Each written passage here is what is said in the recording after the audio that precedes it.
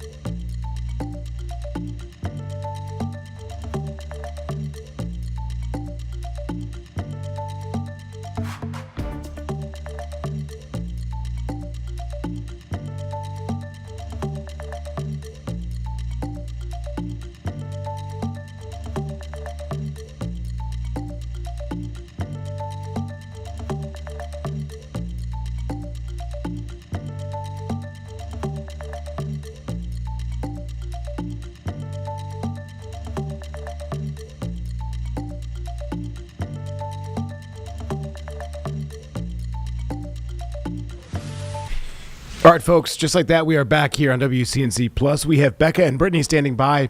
We're still watching satellite and radar, and I think the big concern, ladies, going into tonight is this freezing rain and the potential for getting up to a quarter inch, maybe half an inch still tonight.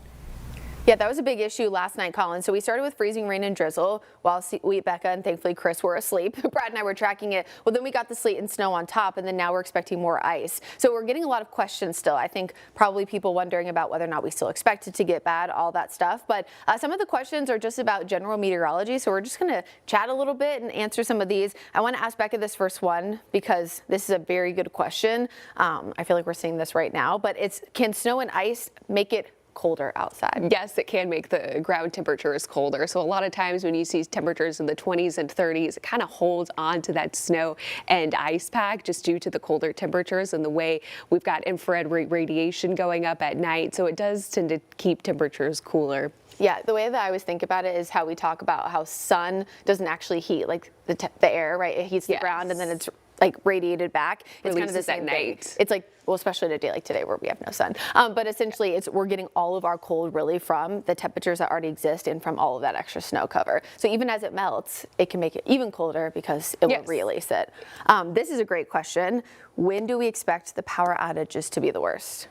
I'd probably say later this evening and tonight as we get that next band of freezing rain. I would anticipate at least some sort of power outages. You were talking about maybe not necessarily what Nashville is experiencing right now, but we were seeing some freezing rain accumulations over towards Hendersonville, North Carolina, where they were seeing ice accumulations around half an inch. I think we could see a quarter inch of ice, which could lead to minor and moderate impacts. So I'd say this evening, we're still bracing for more ice accumulation. I think the worst is still yet to come. Yeah, normally when you have a big system like this, you need like the accumulation to kind of like go on top of each other, right? It's like adding weights. And as you add more and more weight, that's when you would get your highest chance, obviously, of power line issues and trees and stuff like that. We're going to send it back to Colin, but please continue to text in your questions, y'all, 704-329-3600, and we'll continue to answer them as best we can. Great, ladies.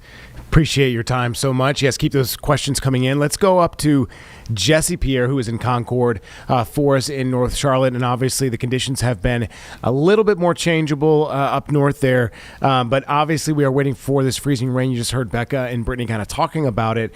Looks like power crews are kind of on the standby. We've been seeing Duke Energy, a number of other partners from Florida and other states. They've all come in to kind of help when the power does go out. What are you seeing right now, Jesse?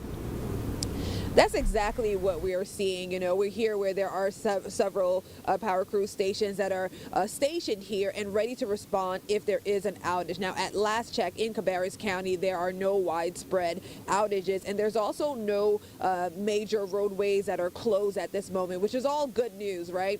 At the same time, you know, we can jump into some video that we got earlier. Crews are still out there. They're continuing to plow. They are continuing to salt the roads.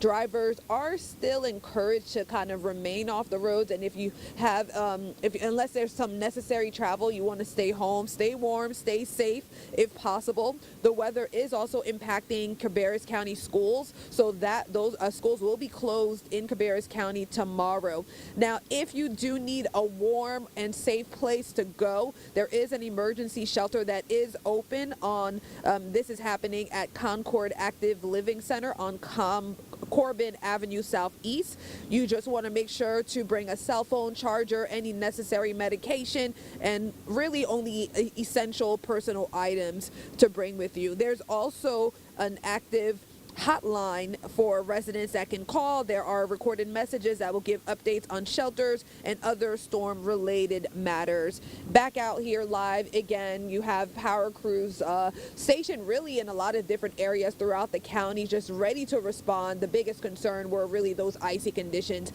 and really the weather has been coming in waves as far as snow, sleet, freezing rain, and so forth. And we have more to come, so we're not out of the woods yet. So folks, just stay home and stay safe. Colin? Yeah, and that's what we're going to continue to tell people, right, Jesse, especially as we see potential freezing rain moving in, that we could still get a quarter of an inch of ice tonight. So things could be freezing and get more hazardous. Jesse, thank you so much. We appreciate you checking in with us there in Concord. Yeah, there are a lot of crews, and Duke Energy has been doing a lot of work to try and keep the power on and to restore the power. In fact, I think we had more than 300 people without power in the Matthews around the 45 South Charlotte area. Their power is now back on. We've got nearly 12,000 people in western North Carolina in this frigid cold without power at this hour. So we'll continue to watch that. I know that they are trying to work on this and restore power as quick as possible. But again, the concern with this freezing rain could be the power outages. So please take concerns seriously, people, as we head into the evening hours and as things get colder again. We could see some of these issues pop back up. We'll take another 2-minute break and see you after this.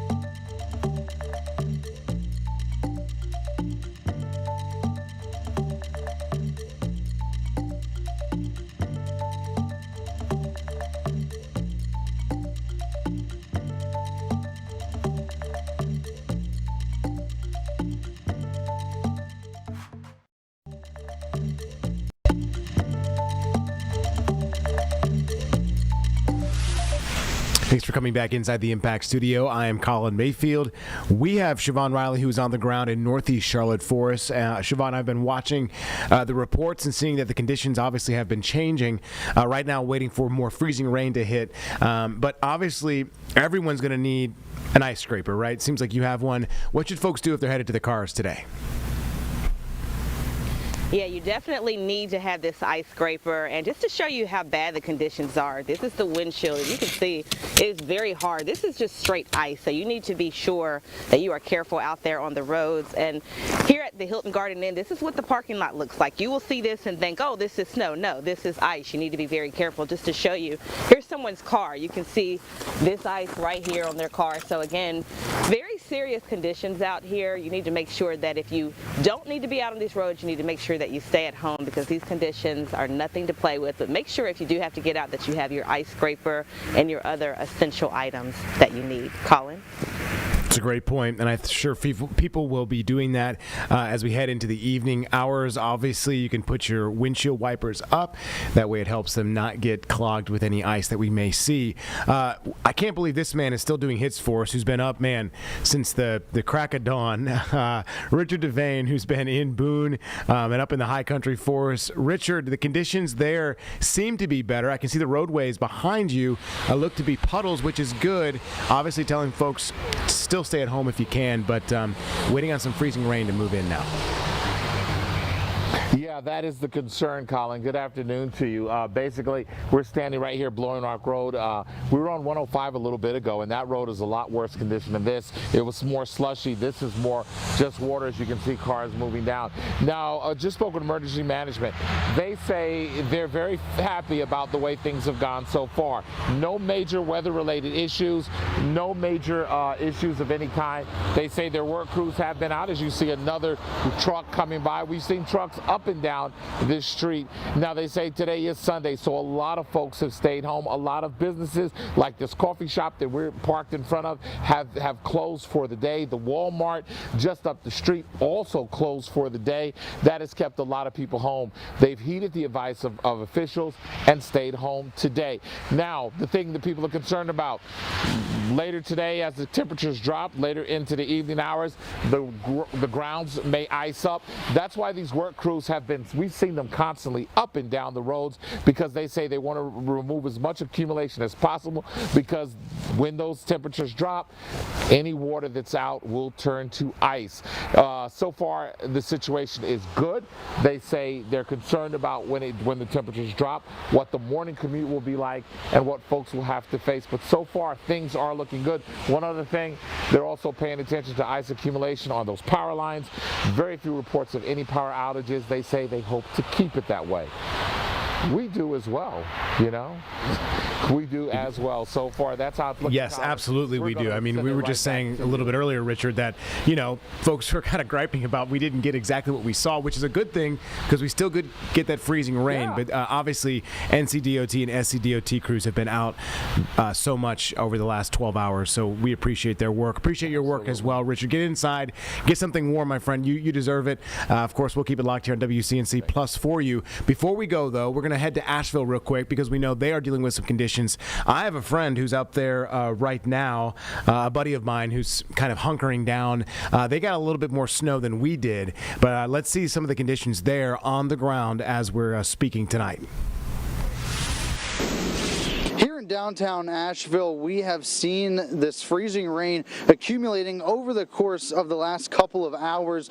When you look out at the street, it looks like it is wet, but of course we know that is black ice. We've seen cars, just a few of them, coming up and down the street and having some difficulty staying straight and being able to stop on time.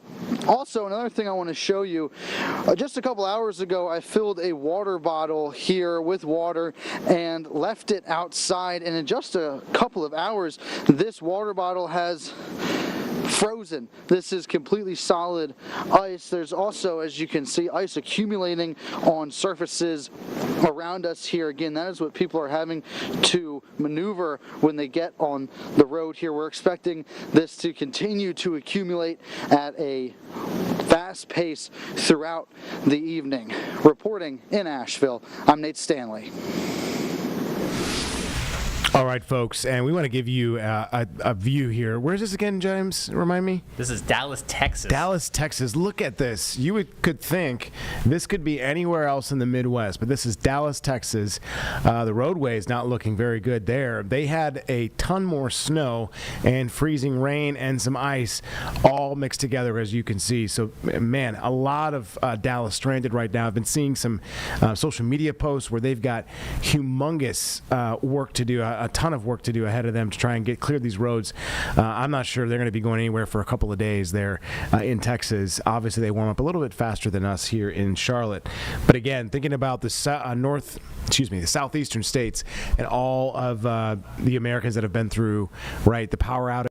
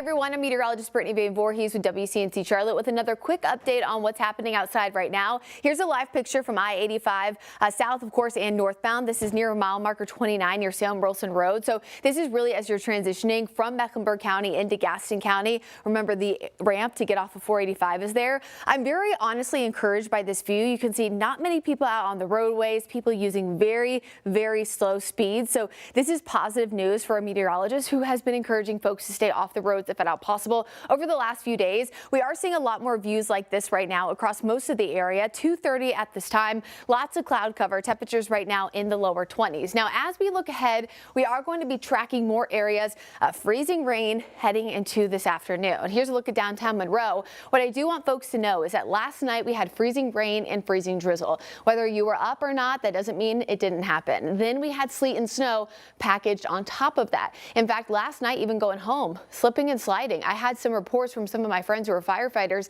in the Steel Creek area letting me know that basically as soon as they were getting out of a call, they were getting another one coming in. So please use caution if you absolutely have to travel, and do not go out if you don't have to. I know some of these views look like sleet and snow. We're thinking, oh, fine and dandy, no worries. But remember, a lot of that has a layer of ice that happened last night. The only real change in the forecast over the last 24 hours was that we saw a quicker change to freezing rain than we were expecting. And so freezing rain first, snow and sleet, and then more freezing rain on the way is not a good setup. This is what we're tracking coming in from the west, a big swath of precipitation that previously impacted Nashville a few hours ago.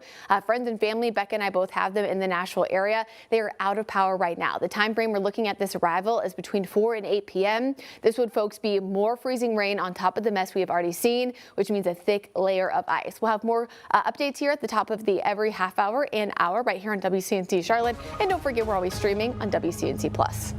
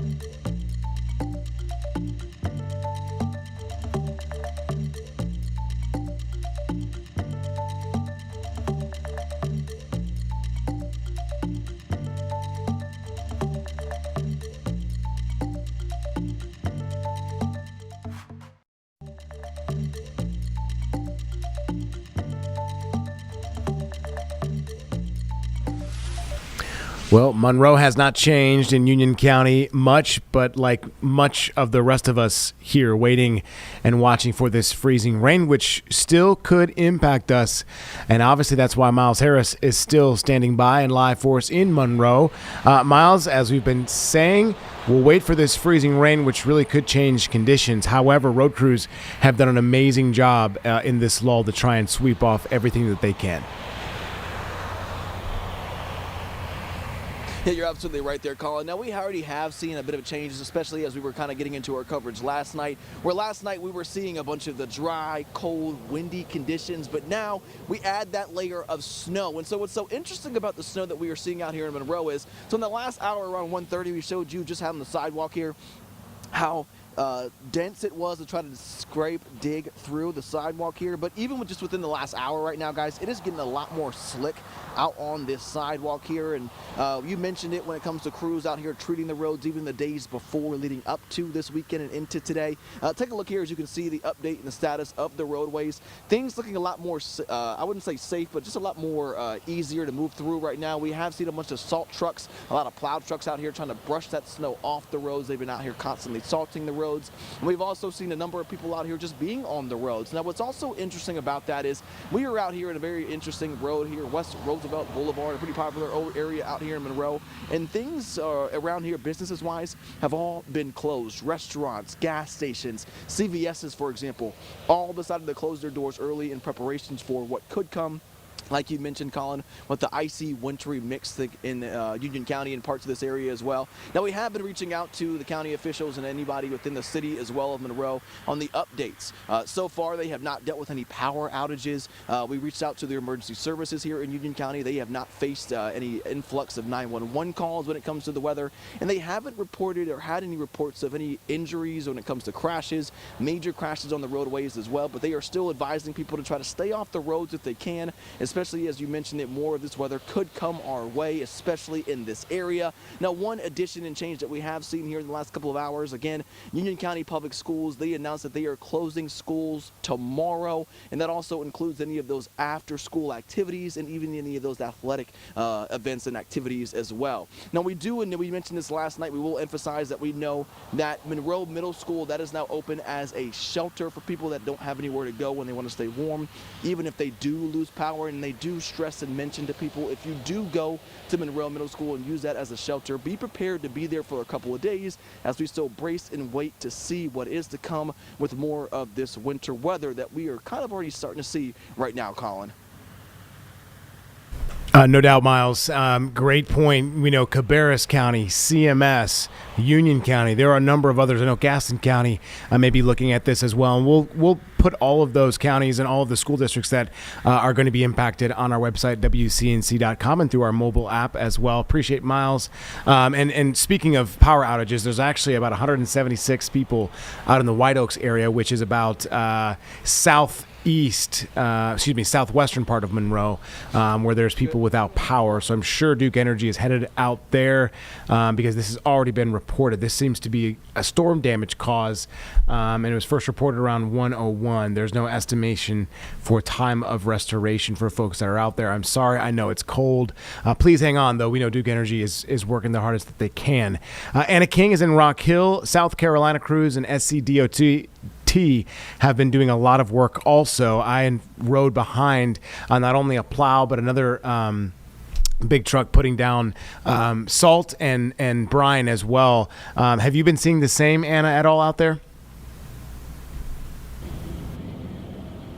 Well, we've been seeing some emergency crews circle around here, but we haven't seen any salt trucks out just yet. But because right now we've been centered here or stationed here in this Publix parking lot for the last half hour. Earlier today, though, we did show you all just the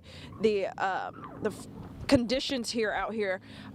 Like I said just about a half hour ago, this is not anything you can play with. This is hard ice, and right now we are experiencing more precipitation, just wet, freezing rain that's just going to add to this. Honestly, I can just slip and slide around out here, so if you're not careful, you will definitely slip and fall. But I do want to point your attention here to multiple cars here in the parking lot that have their windshield wipers up because of this freezing rain that we are experiencing. They're trying to prevent their windshield wipers from sticking to the windshield, which is the best thing to do.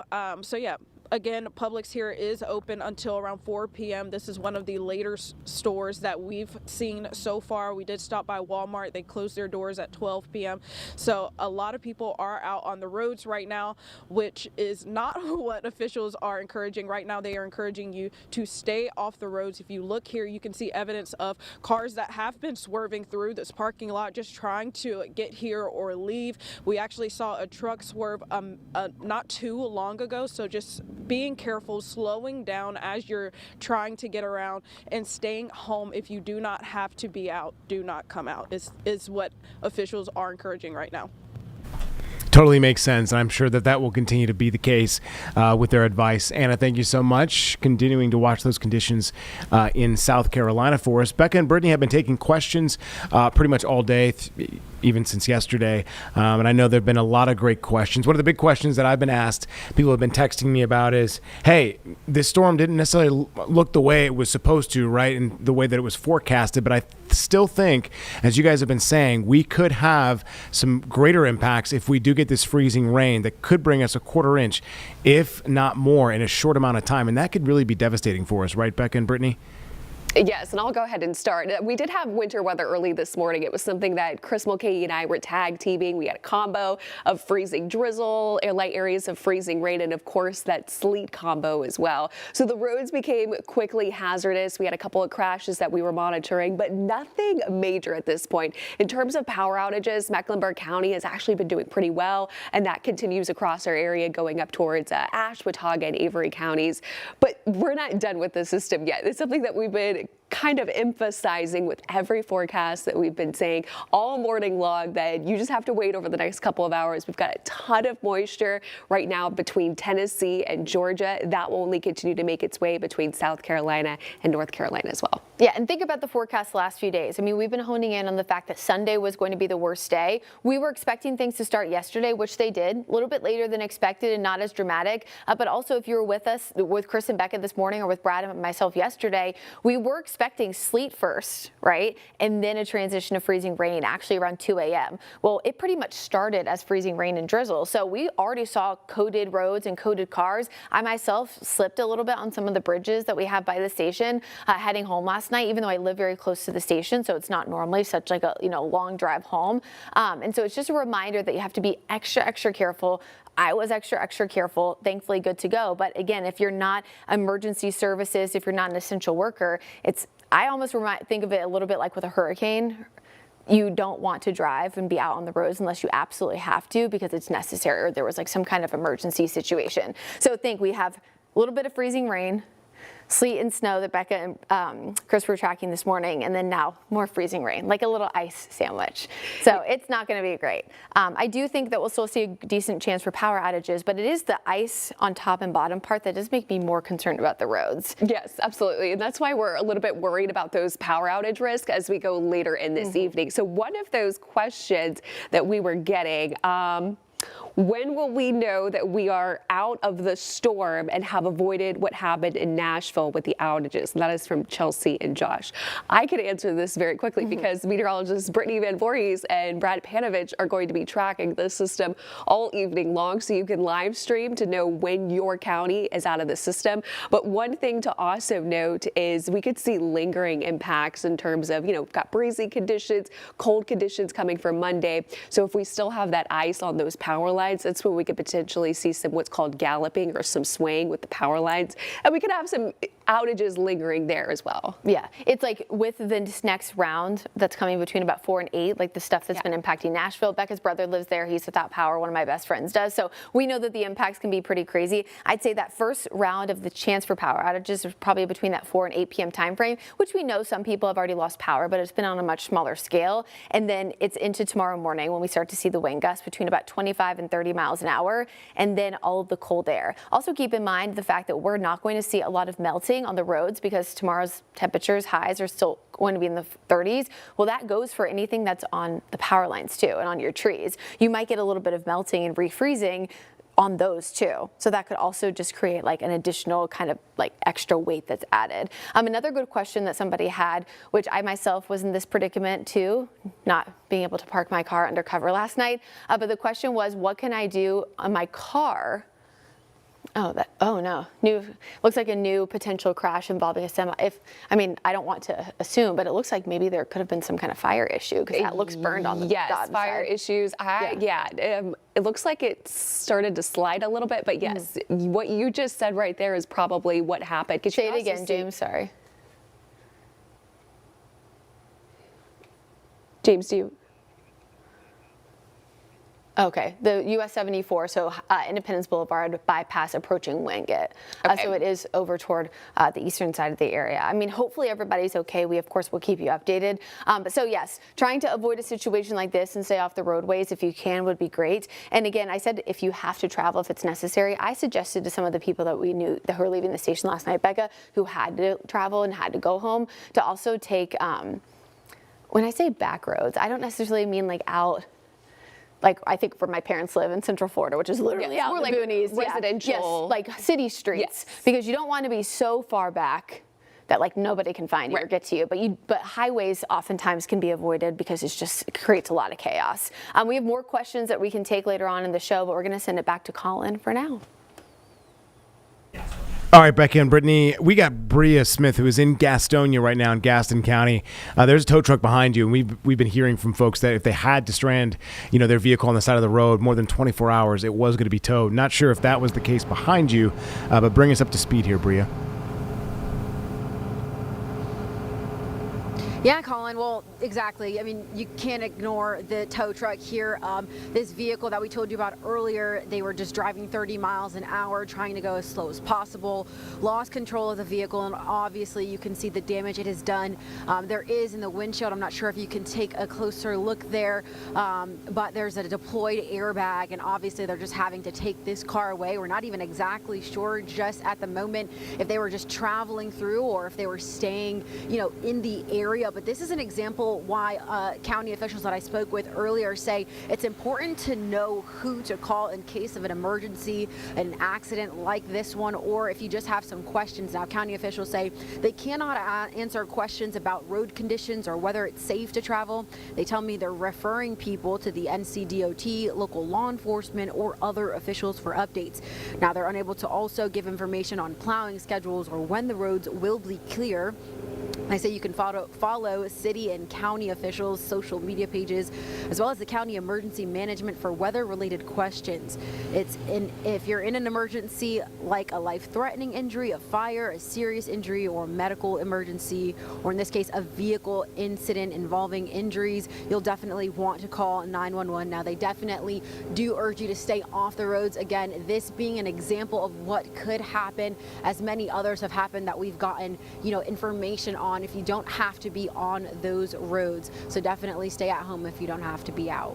Colin. All right, Bria, thank you so much for that report and obviously letting folks know what people are dealing with in Gaston County. Hopefully those individuals will get this situation rectified as soon as possible. We're going to take a quick 2-minute break, reset ourselves, and we'll see you guys soon here on WCNC Plus.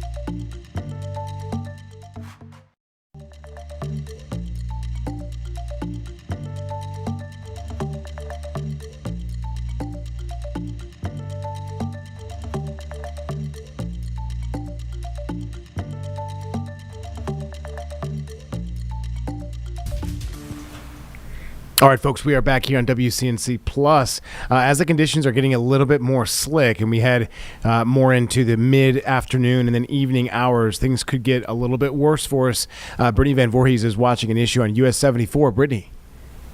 Colin, this is on the 74 bypass. This is Independence Boulevard if you're heading eastbound. Yes, I have taken this, James, our producer, many a times heading to the beaches of North Carolina, but think it's in that same place, pretty much heading on the, again, Independence Boulevard on the expressway toward the Wingate area. So again, it's not too far away from Charlotte, but what we essentially just completely from observing, it does look like at some point the semi must have kind of geared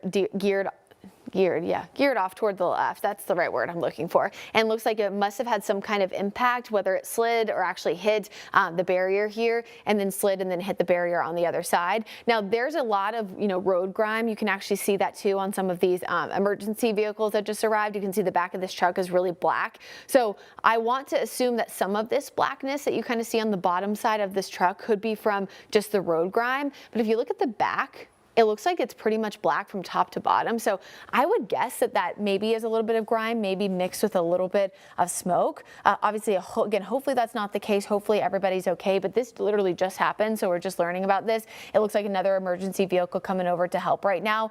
So I would definitely avoid 74 Independence Boulevard, the bypass right now there near Wingate if you're heading toward the beaches, as that does look to be a bit of a mess. Previously, Becca and I were taking some questions from you. She now taking a well-deserved break, being able to get off and head home and be back tomorrow. But one of the really good questions that we had earlier when we were talking about the storm, I had somebody ask what should they do if they have no way of covering their car and they're worried about not having a scraper in order to just scrape their windshield, right, and then wipe off any snow, sleet, ice before driving. But what happens if they have the scraper and they're able to get that off their windshield, but their door handle is frozen? And I was literally in this same predicament last night. You can do this a multitude of different ways. The way that I did this is similar to how you oftentimes will see someone lay down like a blanket or a towel across their windshield wipers or against their actual window to prevent the ice from falling in the first place. I'm trying to think if I'll use this random laptop that's right here. So if you think of this laptop as my driver's window, I essentially laid the blanket or the towel from the top to the bottom. So it was covering my driver's side window as well as was essentially sticking on top, and then could also cover the driver's side handle. That way that I knew that even if I still had to take extra time to scrape the windshield, I could at least get my driver's side door open and be able to turn on like the defroster and everything, which obviously I have a scraper because I do this job and I live in North Carolina. I've had to use it a couple of times, 2022 and 2025, but also that just kind of gives you, essentially what it's doing is it's just trapping a little bit of warmth and not allowing for it to get as cold in that spot. So it's not like sticking in general. And then on top of that, obviously now you don't have any ice to worry about. So that made what could have been 40 minutes maybe of trying to scrape my windshield, since it had a layer of ice and then snow and sleet on top of it, into maybe about 20 to 25 minutes. So it definitely cut down some time.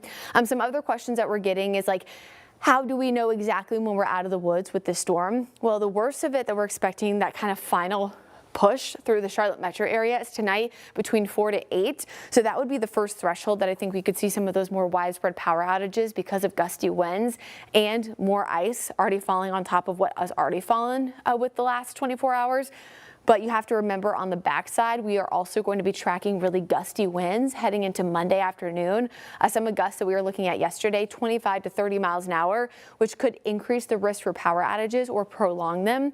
Because if you already have a power outage that has ice on it and it's already starting to see galloping from more ice accumulation, and then now you have the wind, that can create issues there. Also think ice on branches, they're easily snappable if you add wind on top of that. And then anything that does try to melt Monday, we're likely going to see a refreeze Monday night and into Tuesday, as temperatures are expected in some places to be in the single digits. So this is no joke. If I was a decision maker, I'm not, just to be clear, but if I was a decision maker for whether or not people go to school or people go to work or have remote learning, or remote work, I would not do Monday or Tuesday. And again, that's just my personal opinion based on the meteorology, just because the fact that we're going to see such cold temperatures, on top of all the other mess that we have. But things do look to improve a little bit by the end of the week, even though I do think, Colin, that the refreeze potential could be impactful every single night. I just think the worst 2 nights are obviously going to be tonight because it's right after the storm, and then Monday night and into Tuesday morning. That makes sense as we continue to watch for, and it sounds like I spoke to one of our engineering partners. He was saying that there's kind of like this mist coming down. So obviously that is not good. We'd rather have it be frozen precipitation. Yeah. So that's actually but obviously if that is coming down, that's going to be a problem, Brittany. So I know you're watching that. Continue to text in your questions if you can. Sounds like Roanoke, Virginia is still dealing with a bunch of snow and some issues as the northeastern side of our United States, they are having some big issues, snow and ice as well, which will continue for the next couple of hours. We'll have more for you here on WCNC Plus, but first we'll go to Roanoke and check in with NBC there. This winter storm has officially hit the Roanoke Valley. All flights in and out of Roanoke tonight and tomorrow morning have been canceled. Earlier today, we caught up with people as they made some last-minute shopping trips before they hunkered down. Empty gates and empty shelves. As a winter storm blankets the Roanoke Valley, shoppers making last-minute trips to the store. I'm going to get some steaks and I'm going to get some drinks. That's pretty much it. We got some flashlights. That is true, yeah. All flights in and out of Roanoke grounded as crews begin their cleanup. You can see them coming through there right now. It's not going all the way down to the surface like if it was a warmer. You'd have some of that salt helping out with the application and the plowing there. But Garrett Harris with Roanoke Excavating and his team working around the clock. Yes, so we've been working since Monday. Since we heard that the snow was in the forecast, we've been getting crews ready, getting equipment staged. I think we have 11 skid steers out running about through the town, so it's crazy.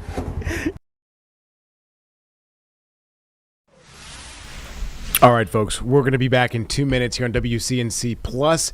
Don't forget, if you are watching us, that's great, but please let your friends and family know that our coverage is going to continue throughout the day here on WCNC Plus. See you in 2.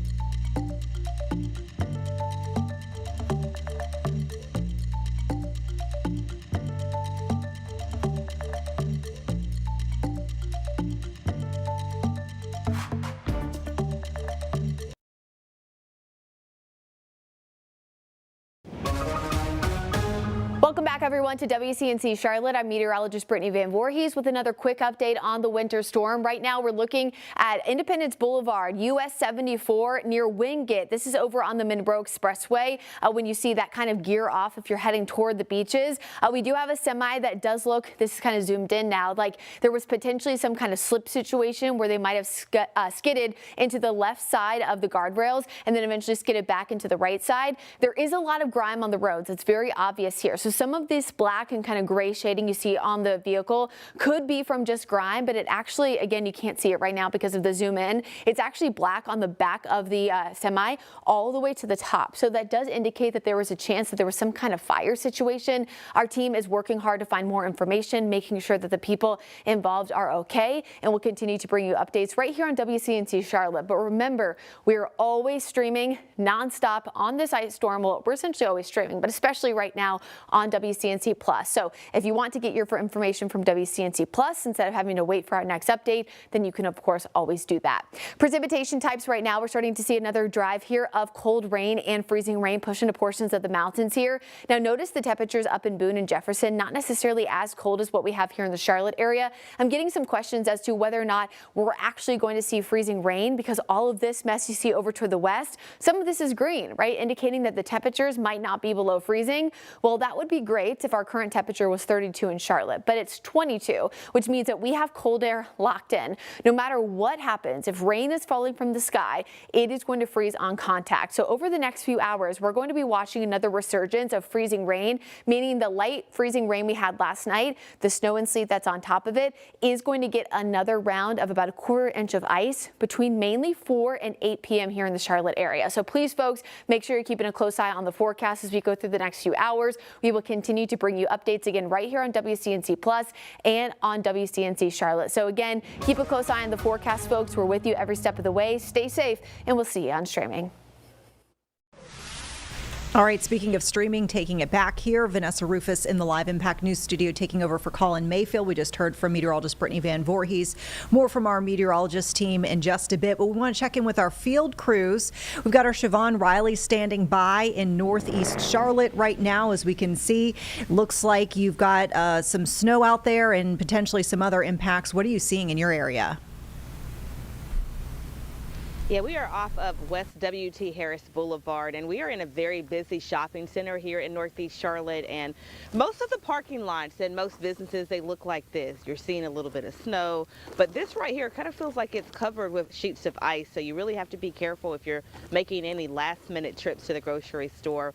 We also are seeing snowplows like this in some parking lots. So again, we do expect them to be clearing some of this area. As far as the roadways are, it looks like they're being treated, but most parking lots look like this. We're outside of Harris Teeter. As you recall yesterday, Harris Teeter, it closed its doors at 8 o'clock p.m. We are still seeing people who are getting those last minute items from the grocery store. We're seeing some people even having car trouble out here as they are getting those last minute items from the grocery store. So you really do have to be careful if you're going to be out in these conditions because these roadways are very slick. And you may look at this and say, oh, this looks like snow. No, folks, I'm standing on this right now, and this definitely feels like I'm standing on a sheet of ice. So you definitely have to be careful if you are going to be out in these conditions. We're going to be monitoring this weather, and we will bring you much more in about an hour.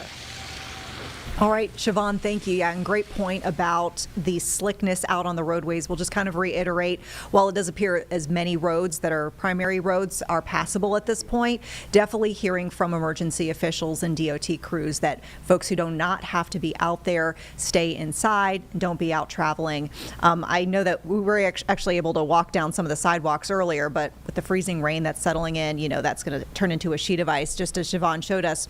Let's get up to our high country in Boone. Richard Devane has been reporting all day long.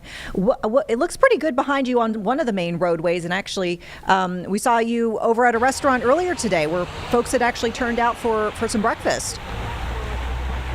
Yeah, a lot of those folks who were turned out for breakfast, Vanessa, were workers. Crews throughout the day have been stopping over at Troy's. That's off of Highway 105. Highway 105 isn't as clear as this. Right behind me, you can see this is Blowing Rock Highway. We've seen crews throughout the day coming back and forth, removing the accumulation. One thing we're noticing now, we're seeing that rain come down. Cold rain is coming down, and that's a concern because we are under freezing up here in the mountains, of course. That will probably freeze over throughout the night, the evening hours, and in the morning it's going to be really slick, really dangerous for a lot of folks. On 105, we can tell you Highway 105 now, it was a lot more slushy, but there have been crews all up and down the shopping centers, up and down the roads. Emergency management says folks are heeding the call that they made out to ask people to stay off the roads if you don't have to. We haven't seen a ton of people, helped by the fact that the storm hit and it's hitting us on a Sunday. We hope that things will stay the same for Monday, because Monday is going to be really tough as you go to your morning commute. That's the story right here in Boone. Vanessa, we'll send it back to you. All right, Richard, great point. Yeah, about folks wanting to stay off those roadways. And of note, we're seeing a lot of school cancellations as well for tomorrow, so that might help as well with the traffic. With that, we want to kind of set the table here. In the next several moments, we are expecting a special news report from NBC News on the latest Minnesota shooting. Yesterday's shooting of a ICU nurse, Jeffrey Preddy, by a Border Patrol agent in Minneapolis. We are on standby, so we will be taking just the slightest of pivots away from our winter weather coverage to bring that special report to you. We're told that's going to happen in just moments, but you'll remember that this is a situation that has officials speaking out again. And also lots of folks who are looking into videos of the encounter.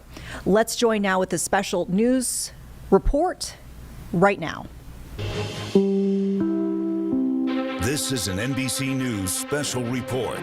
Here is Hallie Jackson. Good afternoon. We are coming on the air with a breaking news update on that deadly shooting in Minneapolis on Saturday. Moments ago, we heard from the Minnesota governor calling on the Trump administration to remove federal officers from Minneapolis after at least one officer shot and killed 37-year-old Alex Preddy, an ICU nurse who helped care for veterans.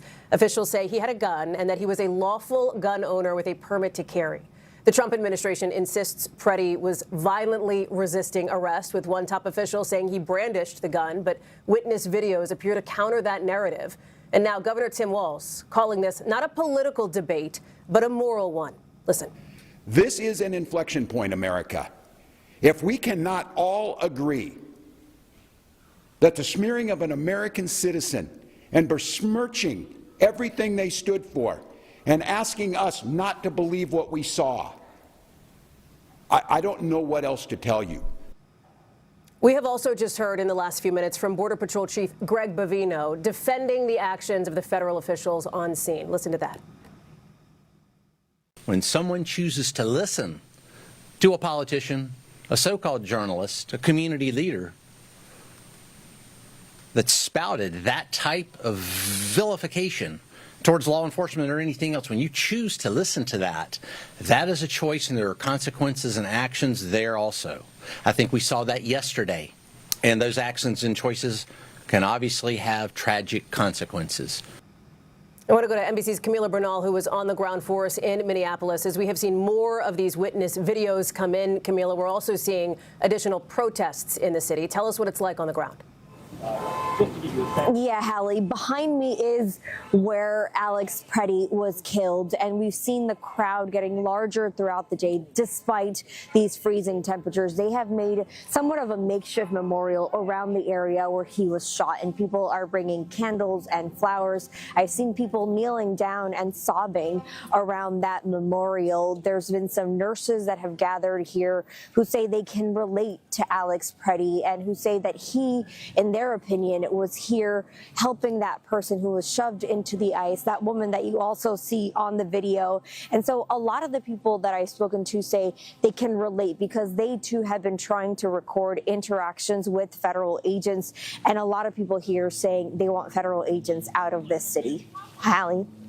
Kimberly Bernal, as we're taking a live look at some of those protests as well that are happening in the state of Minnesota. We're going to have much more coverage on NBCNews.com and later on tonight when I see you on Nightly News. But for now, that concludes our special report. Thanks for watching.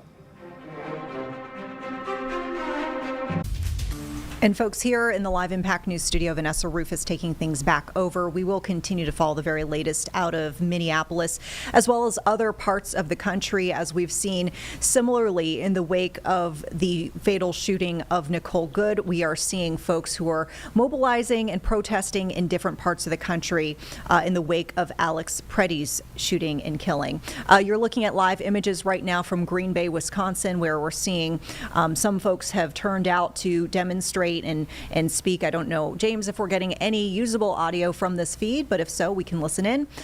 If not, we can certainly, okay, getting the thumbs up. Let's go ahead and take a listen for just a touch, and we'll take it back in just a little bit. It's not enough to just vote in the next midterms and wait and hope that somebody comes to save us. No one's coming. In the House, just voted to fund DHS even more. Token resistance, but what matters more than just electing somebody based on the letter of the party that they're registered with is electing good candidates. Yes. And outside of electoral politics, we have to make sure that we are coordinated and organized. Yes. Because the current system, what ICE is currently doing, has nothing to do with immigration policy. No. It's only thuggery. It's only a mockery of politics. Gestapo! And it's not about new inexperienced agents. One of them has been on the force for 8 years, the other for 13. Murder! ICE needs to be abolished. Yes! That needs to be our political demand going forward. Yes! No compromises on that. No! I'm going to turn it over to Madison, who has a statement from somebody who... All right, folks, so once again, just a little bit of a protest underway in Green Bay, Wisconsin, following the deadly shooting of an ICU nurse yesterday in Minneapolis, Minnesota, Alex Preddy. Of course, the second deadly shooting in the city of Minneapolis by a federal officer this month. We can tell you here in the Charlotte area, there is actually a demonstration set for Wednesday. This was actually pre-scheduled before yesterday's shooting, but we know that some of the demonstrators who have been part of these groups who have been organizing have been speaking out against ICE operations as well as some of these shootings. So we will keep you updated on any local activities on that front. We do want to let you know, as we're turning back to our winter weather coverage here, we're keeping an eye on some messiness out on the roadways. Our team has continued to watch here this truck crash over on Monroe Expressway near, you can see where it rejoins with US 74. This is between Wingate and Marshville. Some issues there with this, what appears to be a tractor trailer that might have jackknifed or turned into the guardrail, and you can see crews remain on scene with those lanes that are blocked. We've got a lot of delays that we're seeing and closures reported there in the inbound direction of Monroe Expressway. So folks who might be heading towards town. We will take a quick break here, back on the other side from more of our crews, including a new report from Matthews.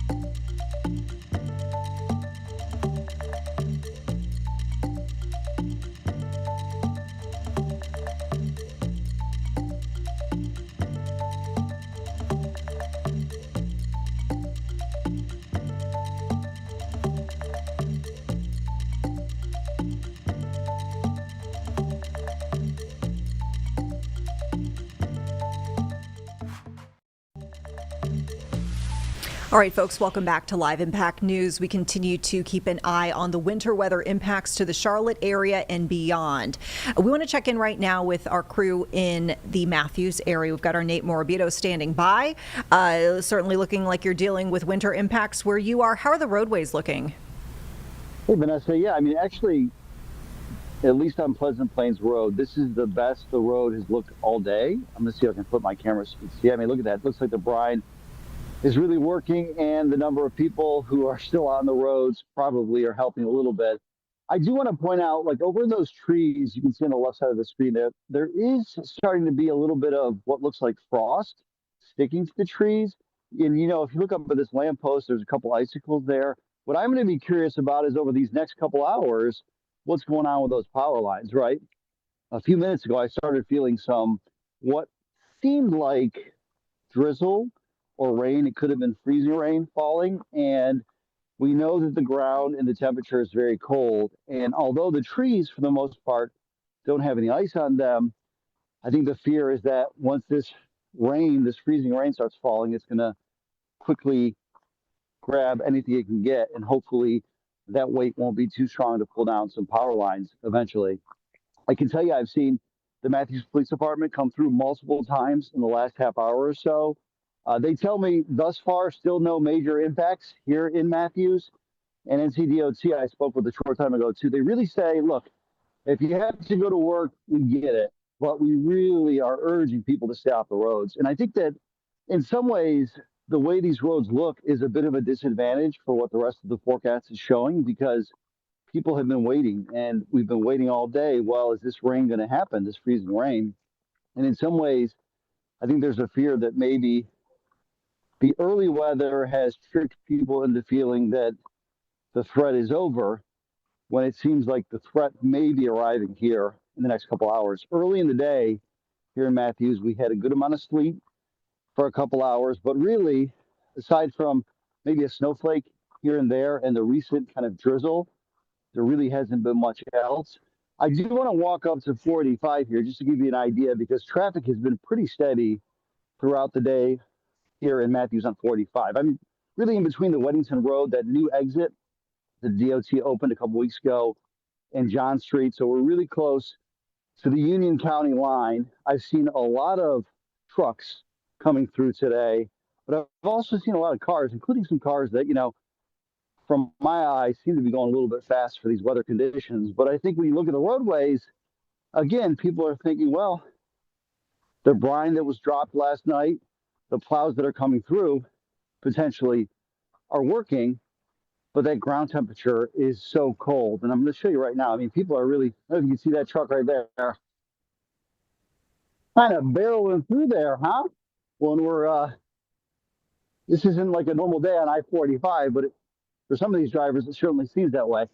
This wasn't supposed to be a fun situation, but people are saying have fun. And I think that early in the day, too, there's been a lot of people outside playing in this, trying to make the most of it.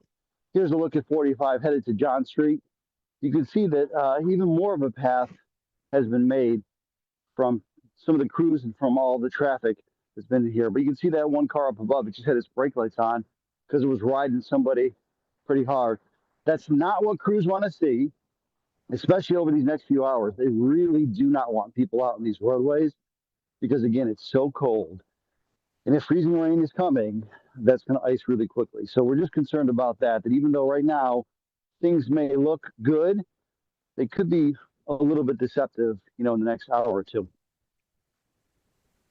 Yeah, you make a great point, Nate. And I'm actually thinking back over the last several years of, you know, our winter weather coverage here at WCNC Charlotte and some of the, you know, weather events that we've seen in recent years. I feel like living in the South, we kind of get spoiled by the fact that when there is winter weather, I feel like it usually just kind of comes through in a day and it's done. And then things either, you know, are kind of, you know, they take a day or so to get back to speed and then we're good. But to your point, the fact that we had some weather, now there's a lull, and presumably as we get later in the day, maybe closer to dinner time rather, we could start to see more activity picking back up. People at this period, when we're dealing with the quiet, are probably thinking, well, hey, where's the rest of the storm? Possibly not realizing that more could be coming. But I know that you've lived here for years and longer than I have here in the Charlotte area. I mean, can you think of a time that we've had a winter weather event where we've had multiple rounds of freezing rain or whatnot, snow, or do you feel like it's been, kind of like a one and done situation? Yeah, I mean, this seems unusual to me that this has kind of dragged on for as long as it has, because we keep waiting for kind of the hammer to drop here. And maybe the system's helped us out a little bit in some degree, by giving us a lot more sleet early on and then kind of this little bit of a lull. But I really can't remember very many situations quite like this one, because it's unusual. We have this incredibly frigid temperature, and this is warm compared to what it's going to be tomorrow, right? And then you have sleet, you have freezing rain, you had snow for a little bit, just flying down Pleasant Plain. Yeah, and it just, to me, kind of jogs my memory that, particularly down south, when I used to this, but really up north right now, this would still be an issue for people. And, a few days ago, I was kind of looking through some records just to get an idea of how big of a deal is an ice storm down here, right? We think of hurricanes, we think of tornadoes, we think of floods, but there is no other storm in the last 25 years, no other major storm in the Charlotte area that caused as much damage as the 2002 ice storm. And that really should, for all of us, give us some perspective about when trees and power lines start falling, the impact that we all could have. Because right now the roads may look passable, but the minute they really start freezing, coupled with potential for tree branches and trees falling and power lines falling, I guess it just depends how much ice we ultimately get. I'm really hoping that we don't get as much as the high end that we're afraid of. But yeah, I mean, I think we've been tricked. This wasn't supposed to be a go outside and play day, right? This was supposed to be stay indoors all day. And a lot of people have been outside kind of enjoying this. And I think that in some ways that can kind of fool you into thinking that the worst of it's behind us. Yeah, we'll, of course, keep folks updated, too, on what that forecast is looking like more and more with our team of meteorologists, as we are kind of potentially bracing here for more this evening. Nate, thank you so much. We appreciate your reporting. We'll check in soon with you over there in Matthews. All right, we'll hit this new traffic impact we're seeing right now. Got some new images of I-85. This is over by mile marker 52. So this is going to be up in the Cabarrus area, kind of around Concord, near Poplar Tent Road. If you're familiar at all with this area, we've got for you here in the southbound direction. Looks like that right lane is closed at the very least, with some of the crews that remain responding to this crash, possibly on the shoulder. So that is definitely a concern. You can see traffic is still able to pass.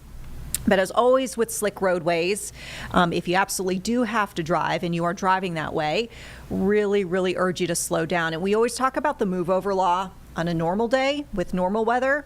In order to keep first responders safe, we will kind of doubly urge it to you tonight if you are going to pass by this area. So once again, this is 85 southbound near Poplar Tent Road, Concord area, Cabarrus County, folks. This will be potentially something that lingers until 5 o'clock. At least that's according to what DOT is saying. We know sometimes their estimates for clearing can be a little bit later. So this is possible that this clears before that, but I plan for at least this scene to be there until 5 o'clock. All right, let's take a quick break, folks. Back in 2 minutes more on the other side. Thanks for sticking with us here for Live Weather Impact.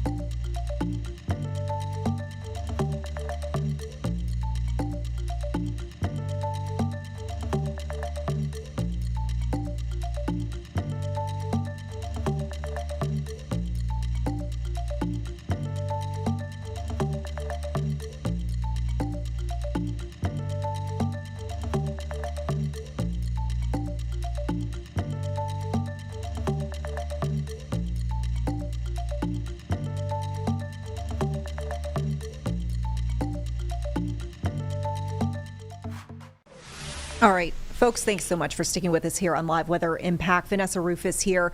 We do continue to follow the winter weather impacts here in the Charlotte area and beyond. We know this is really a regional event, with some areas getting hit a lot harder even than what we're seeing here in Charlotte. I know we're talking a lot about Nashville. I got a friend who's a meteorologist out there, and it sounds like they have their hands full right now. But we do continue to follow conditions in other cities here around the Southeast and the Mid-Atlantic. Let's go ahead and check in with the latest conditions out in Washington, D.C.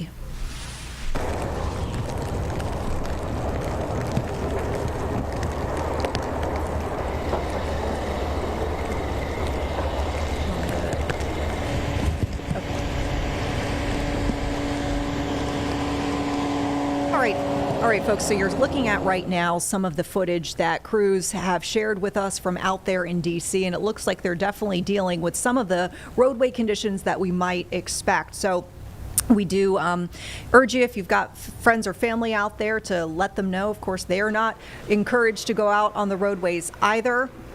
In fact, we're seeing, similar to what we're seeing in the Charlotte area, some reports of crashes, including, if we're talking about the DMV area, in Arlington, reports of a truck that slid off a roadway into a home.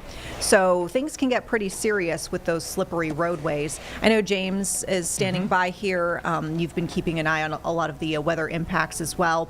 Anything in particular standing out to you right now? Yeah, we have some additional video that comes to us from Rochester, New York, and this is the scene that's playing out all along the East Coast, Vanessa, and into the Midwest, of course. It's the de-icing of planes as runway crews try to keep these planes moving as best as they can. We know we have certainly seen an impact here in the Charlotte area at not only Charlotte Douglas, but of course our other airports such as Concord, as this big winter storm from Maine down through Texas is impacting travel. We can take another look maybe back outside here, even in our own backyard, Vanessa, where we have been seeing roadway crashes here on the interstate. Again, Interstate 85 in Cabarrus County. I think there's an official towards the top of our screen, maybe putting out some cones there, trying to do anything to distance themselves from these other vehicles that are coming along the interstate. Well, and you know, you mentioned the de-icing conditions. I'm actually in the process, hopefully I can get this and pull this video over quickly, but we had talked about, obviously not as large of a scale as trying to de-ice at an entire airport, but CATS has been working on keeping those rail lines clear as they do hope to potentially resume service at some point. Obviously, as we've mentioned for folks here, that the de-icing you know, could probably set them up to possibly reopen their service tomorrow, but they're closed right now. Yeah, and you know, we would normally try to show our viewers our sky camera here at our tower at WCNC over towards the airport, but the lens is frozen, the mount is frozen, so we can't even move that camera over to show you the actual operations here in the airport. But if you're trying to go someplace and hopefully aren't, do certainly contact your airline. Is this the video, Vanessa? I got it. I pulled it over. So actually I shot this while I was coming into work here, driving very slowly, but this is, you know, when you're on South Boulevard, right where you get to, trying to get to Clanton. They got that rail line there. Yeah. Bars went down. We saw a train go by, and obviously we're like, oh, no train service, but CAT says they're running some of these trains just to keep the tracks clear. All right, let's get a weather check.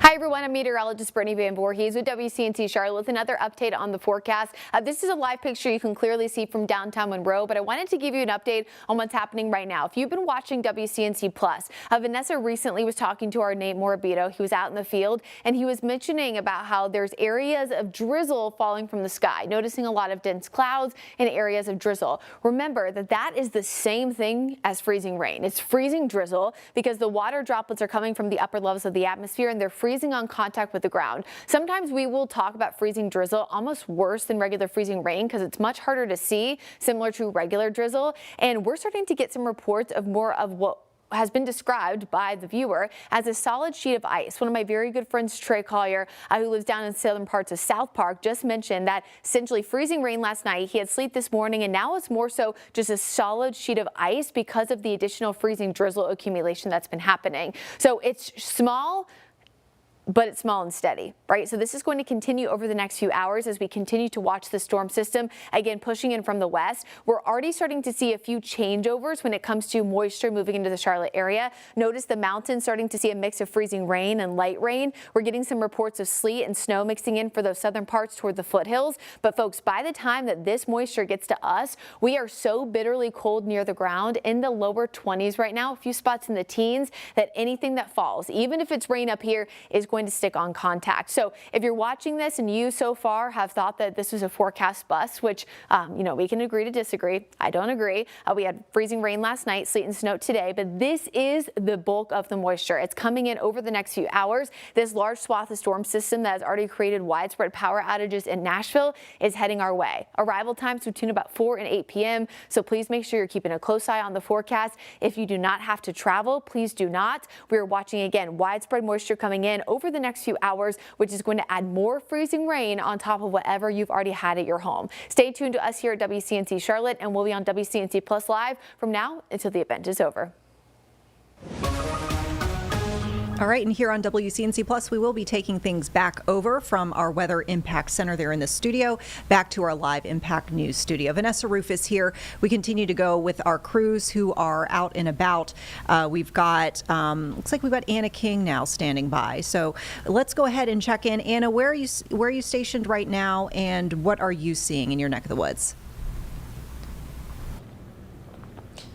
Yeah, I'm still here at Publix and will remain here until they close at 4 p.m. Again, this is one of the later closing stores that we've noticed here in the area. We've been on Dave Lau at Walmart, and we've also been circling the area here along Cherry Road, so that's why we're here at Publix. Behind me, though, you can see some people still going in and coming out trying to get those last minute essentials. Now, roads across the area are icy, and freezing rain has been falling on and off for the past 2 hours, making conditions increasingly dangerous. Crews are urging drivers to stay off the roads if they do not have to be out. You can kind of get a look at what we're seeing right here. You can see where crews took the time to clear some of the ice, but that's pretty much what we're seeing right here. Just cold, freezing conditions here in Rock Hill. Now, I also want to add, as the temperature continues to be a problem for folks, 2 shelters are open here in York County: the Northside Recreation Center in Rock Hill and the York Recreation Center in York. So officials say both locations will remain open until further notice. But again, officials are encouraging people to stay off the roads and stay home if you do not have to come out, because we've seen multiple drivers slip and slide across this ice all day today so far. But for now, here live in Rock Hill, Anna King, WCNC Charlotte. Anna, thank you so much. And speaking of slipping and sliding, out in the Monroe area, we are still seeing that truck that has, looks like from our vantage point, slipped into the guardrail there. This is the Monroe Expressway, where we're seeing that expressway rejoin with 74 between Wingate and Marshville. And once again, this is in the eastbound direction. But as we mentioned before, we're seeing, and rightfully so, folks slowing down, potentially taking a look at the scene, as we have some limited traffic that is passing in that inbound direction headed towards town. So just a heads up that this is still an active situation. We know our Miles Harris is out in the Monroe area as well, checking in with conditions. So that's a pretty nasty wreck that we've been seeing. What have you been seeing in your area as far as conditions right now? Yeah, Vanessa, so just being out and around here in the Monroe area, they're still dealing with and seeing a lot of icy road conditions. Now, earlier in our hits, we were showing you some of the roads that were over closer to our hotel, showing you that they looked a little bit more clear. We saw a lot of people out there on the roads, and even seeing some of those plow trucks, those snow trucks, keeping that snow off the roads, making sure they're constantly salting those roads. But not every road looks as clean as it looked over there earlier. As I step to the side and show you just some of the side roads out here, you see really, and as you see a car driving by, just how icy some of these roads can be. And that's really the biggest concern that we've heard from when it comes to county officials, even emergency officials, experts, everybody in this. Obviously on the outside, it looks like it's just a little bit of snow here on the ground, whether it's on the roads, whether it's on the sidewalk, but it's what's underneath that is really that big concern, as we see a lot of that ice, people trying to take their time if they're out on that road. And we obviously heard Anna, and we've heard from everybody talking about it. If you don't need to be on the roads, try to stay off the roads as well. Now, that incident, that crash on 74, that is the only incident or crash that we have known that has really happened up to this point out in Union County. We have been constantly checking in with those their team out there, emergency services, and even the county officials as well. No incidents outside of that one to report on. No influx of 911 calls when it comes to any issues. No power outages out here, at least up to this point. But we are really starting to kind of see the impacts of the weather up to this point when it comes to dealing with the roads, and when it comes to even dealing with some of the closures of the businesses out here as well, and even some of the schools as well. We know that Union County Public Schools, that they announced today that they were closing the schools tomorrow because of the icy conditions that we are seeing already up to this point. But again, we're going to keep track and seeing the updates throughout Union County and throughout Monroe throughout the evening tonight. Vanessa. So much, and stay safe out there, of course. Just wanted to kind of put on folks' radar as well as we are talking about the roadways. We do have a new crash reported in the Mecklenburg County area. This is going to be on 77, and you are looking in the southbound direction. Southbound direction over by W.T. Harris Boulevard, kind of around exit 18. So the good news is this does not appear to be a major, massive lane taking up scene. Looks like it's just one vehicle at this point with maybe a trooper that is behind them. But please be careful. Please be careful. Once again, we talk about the move over law, which is designed to keep first responders, including that trooper and that disabled vehicle and the motorist who might be with that vehicle, safe. Make sure that you're really, really slowing down as you pass by them. We don't want any accidents to come from that. Let's go ahead and take another break here, folks. Back in 2 minutes with more on the other side.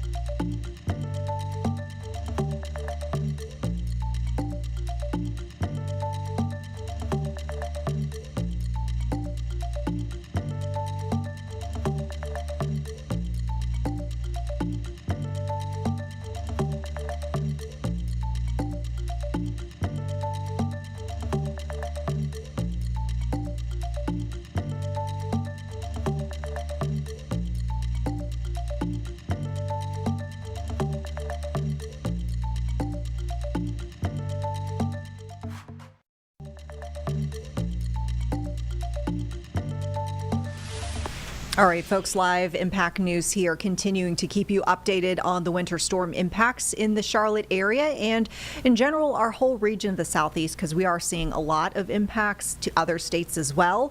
And as you might suspect, with the roadways being icy, we've also got travel conditions when it comes to the skies. We are checking out right now live looks at the misery map, and you can see a lot of red there. Things are not looking great when it comes to not only CLT, but it looks like New York City seeing some major delays, DC, Atlanta, Chicago, Dallas, Fort Worth as well. So we did want to share, we checked in within the last several minutes over at Charlotte Douglas, and we're seeing about 1,100 cancellations and 103 delays.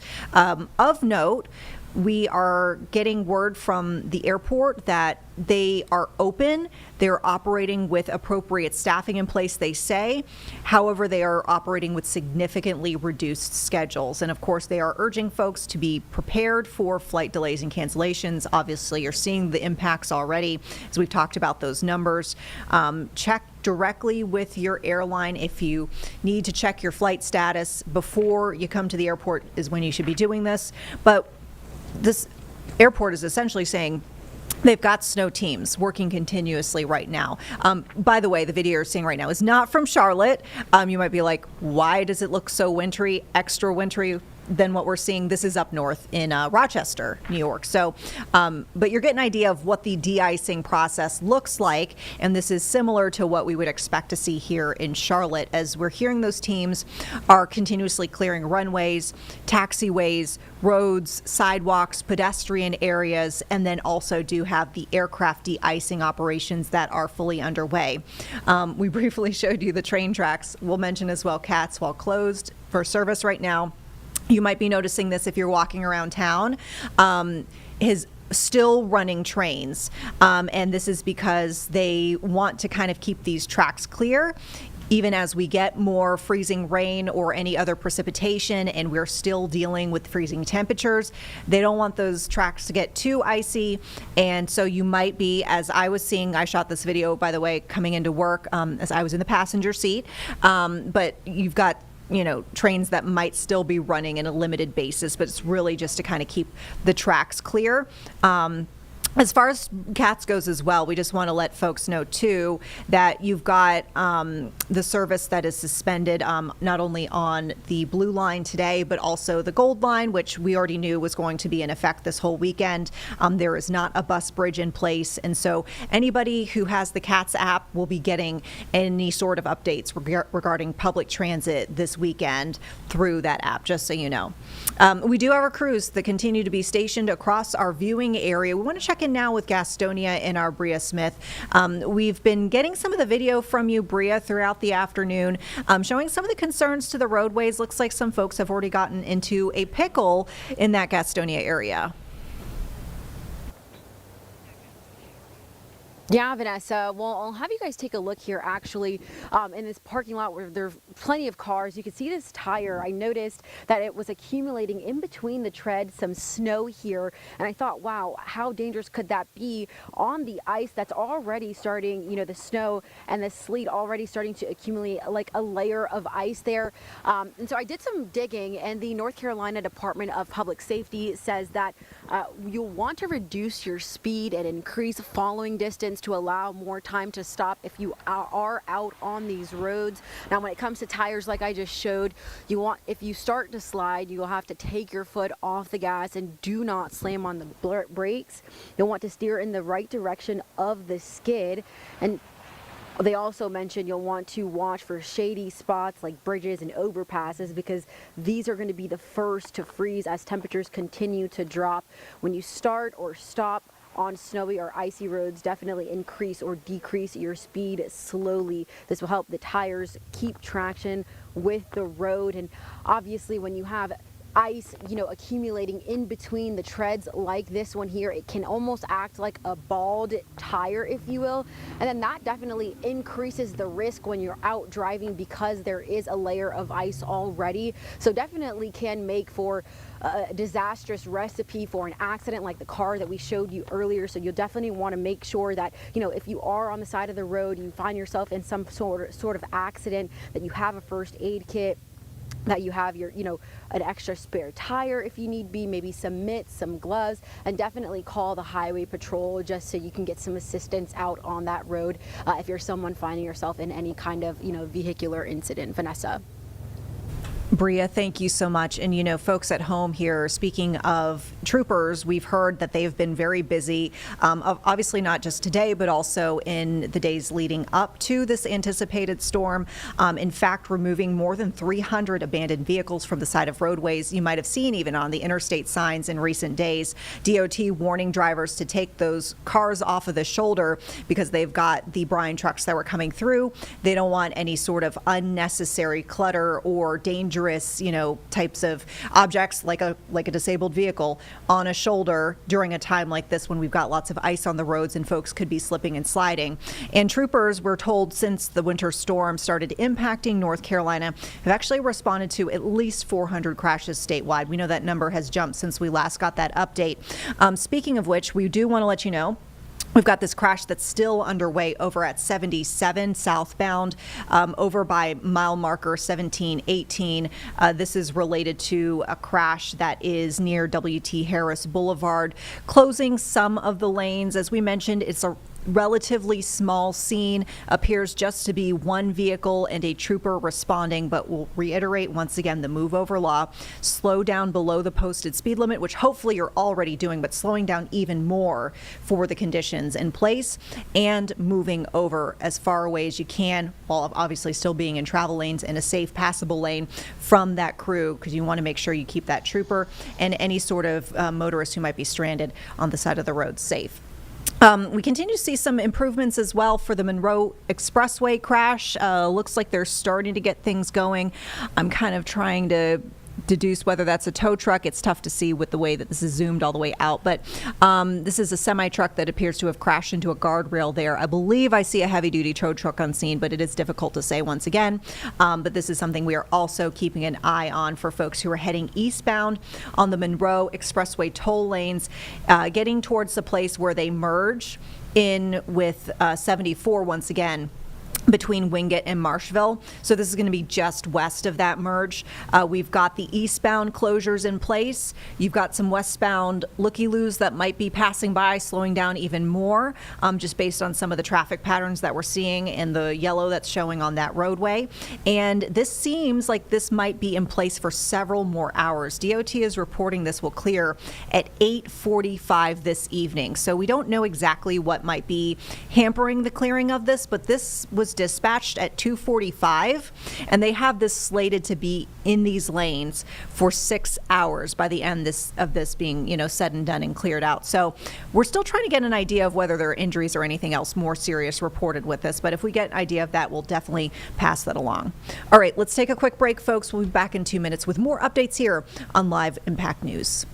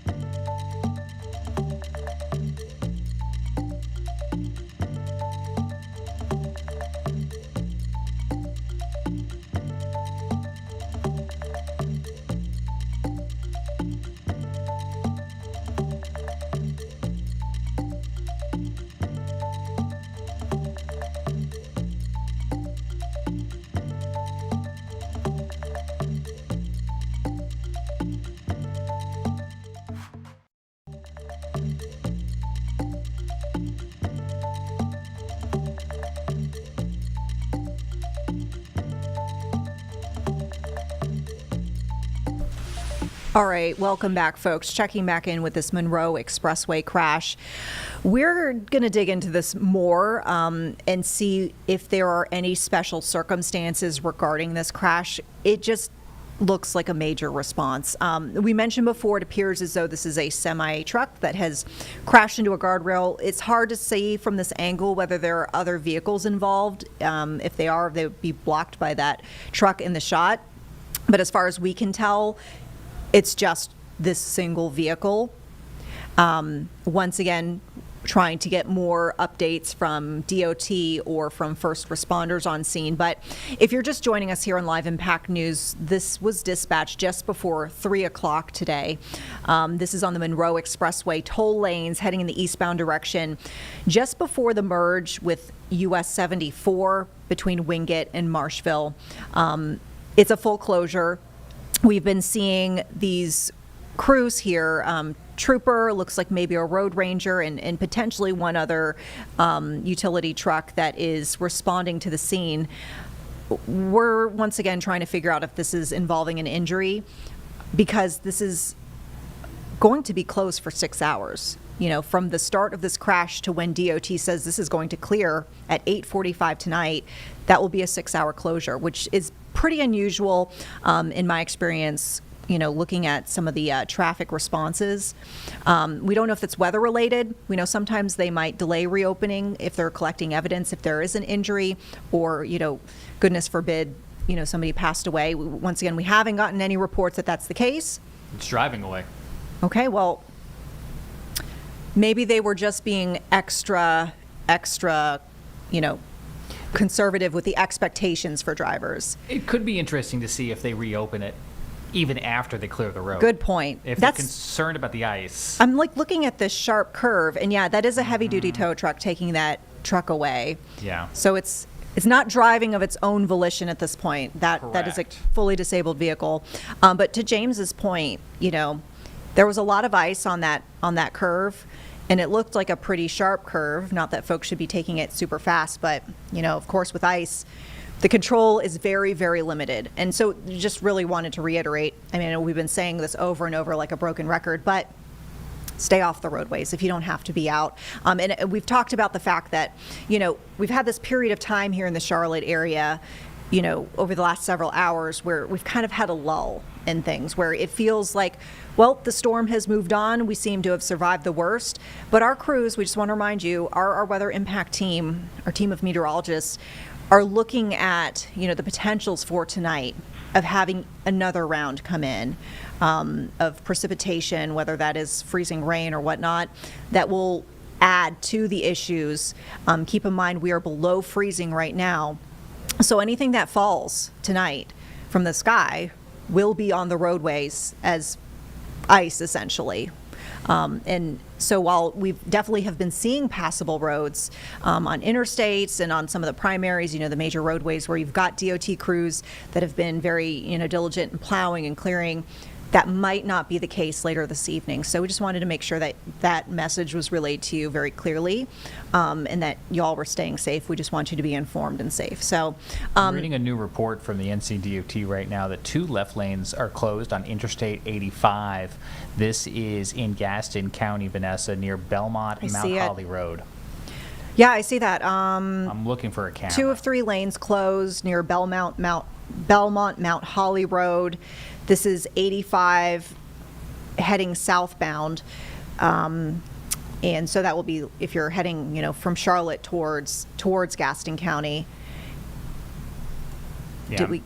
Did you find looking behind the scenes in some of our cameras. I see James right now checking out some of the there it comes. There it is. Some of the shots. So there it is. I didn't want everyone at home to see me flipping the channels really fast, like that guy who's really annoying to watch TV with, who just keeps changing channels. You're just that was me surfing going through the traffic cameras. Well, you know, you just never know. Sometimes you hit a camera too, then there's nothing, there's like no feed coming in. You're like, oops, okay, well, that won't be a good shot. But I'm glad we're able to share this with folks. These are giving us good ideas of, you know, exactly what the scene looks like, just because sometimes what gets reported on the DOT sites or, you know, what is initially reported ends up changing within moments, and then the lane closures are totally different. But It does appear to be the case that on that left-hand side, you've got some closures. Once again, DOT is reporting 2 out of the 3 lanes closed. I'm going to watch this tractor trailer pass by. Looks like it is able to get by pretty well on that right-hand side. And we'll let you know if we hear about any injuries. But yeah, to James's point, this was just dispatched within the last 15 minutes or so. It is expected to be out there potentially until about 6:40 this evening. As we just experienced with that truck crash that was in the Monroe Expressway, that was slated to be closed until, just before 9 o'clock tonight. And that cleared out just moments ago. So that was a very early reopening based on the timeline that was presented to us. So it is possible that this clears well before 6:40. But we'll definitely keep an eye on it. All this is just to say that even though you're dealing with passable roads, does not mean that you should be out. And that was kind of the similar messaging we heard from the governor today. Governor Josh Stein, within the last several hours, giving a briefing, talking about, that encouragement of staying off the roads, also talking about how the state has been responding. Let's go ahead and listen into the very latest on that. And as our utility partners work hard to restore power. If you lose power, contact your utility immediately. The private sector partners, Duke Energy, Electricities, our electric co-ops, they are working hard to make sure that you can keep both the lights and power and the heat on in your homes. Our other major concern are road conditions. Right now, there's a lot of ice and wintry junk on the roads. As temperatures get colder, that will only turn to hard ice. Fortunately, there's not many cars on the road. That's a good thing. We want to keep it that way. If you're an NFL fan, Conference Championship Sunday, you can cheer on Drake May. If you're not, find that TV series that your friend recommended and maybe you can binge watch. But stay home, stay warm, stay off the roads. The state efforts are hard at work. The state emergency response team is in full force. The North Carolina Department of Transportation crews are busy plowing the roads and applying sand and salt to try to make them have greater traction. We've had 3 brief interstate closures. All of the interstates have now been reopened. The State Highway Patrol is busy clearing the roads. They have removed 339 abandoned cars.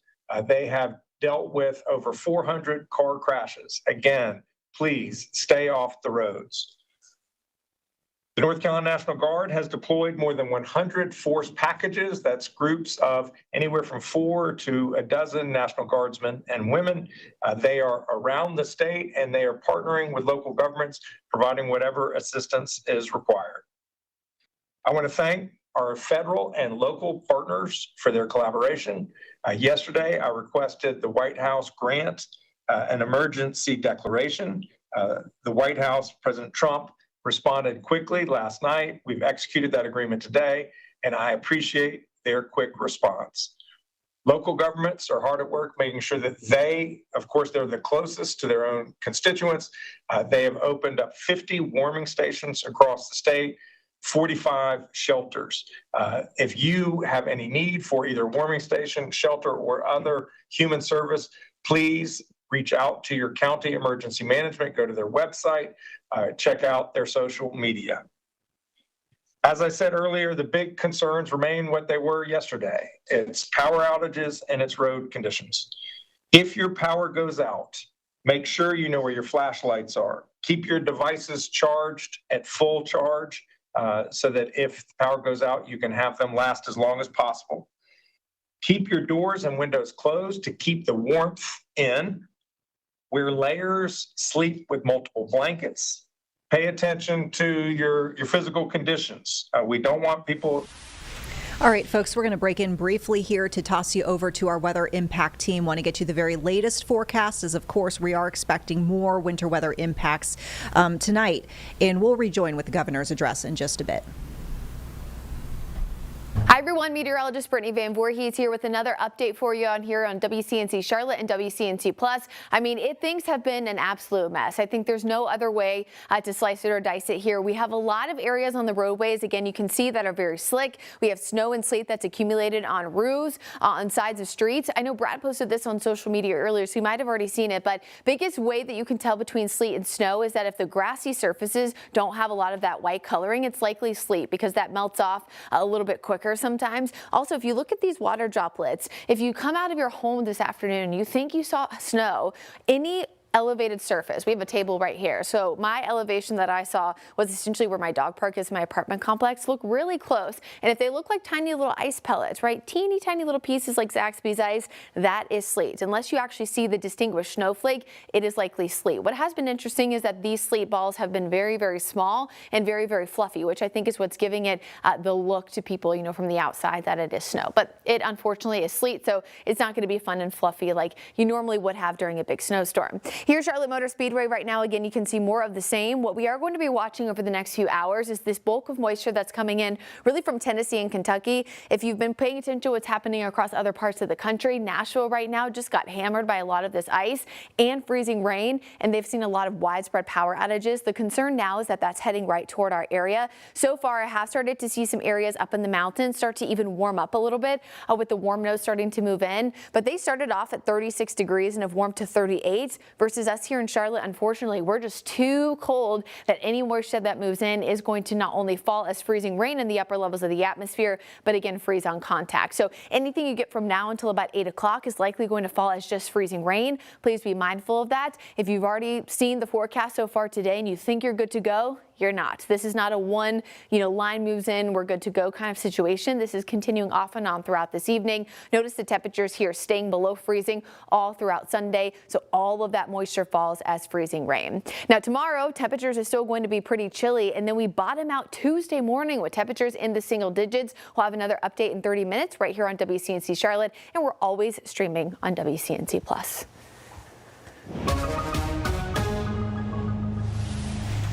All right, and there you have it, folks. And as Brittany reminded you, we will have regular updates for you here on WCNC Plus on the half hour, so you can stay up to date with the very latest on the forecast. We're going to be back in just a couple of minutes. We're going to take a quick break. As we mentioned, we've got the rest of the governor's briefing to share, and we're also keeping an eye on some of the impacts to travel in the Charlotte area. We'll see you in 2.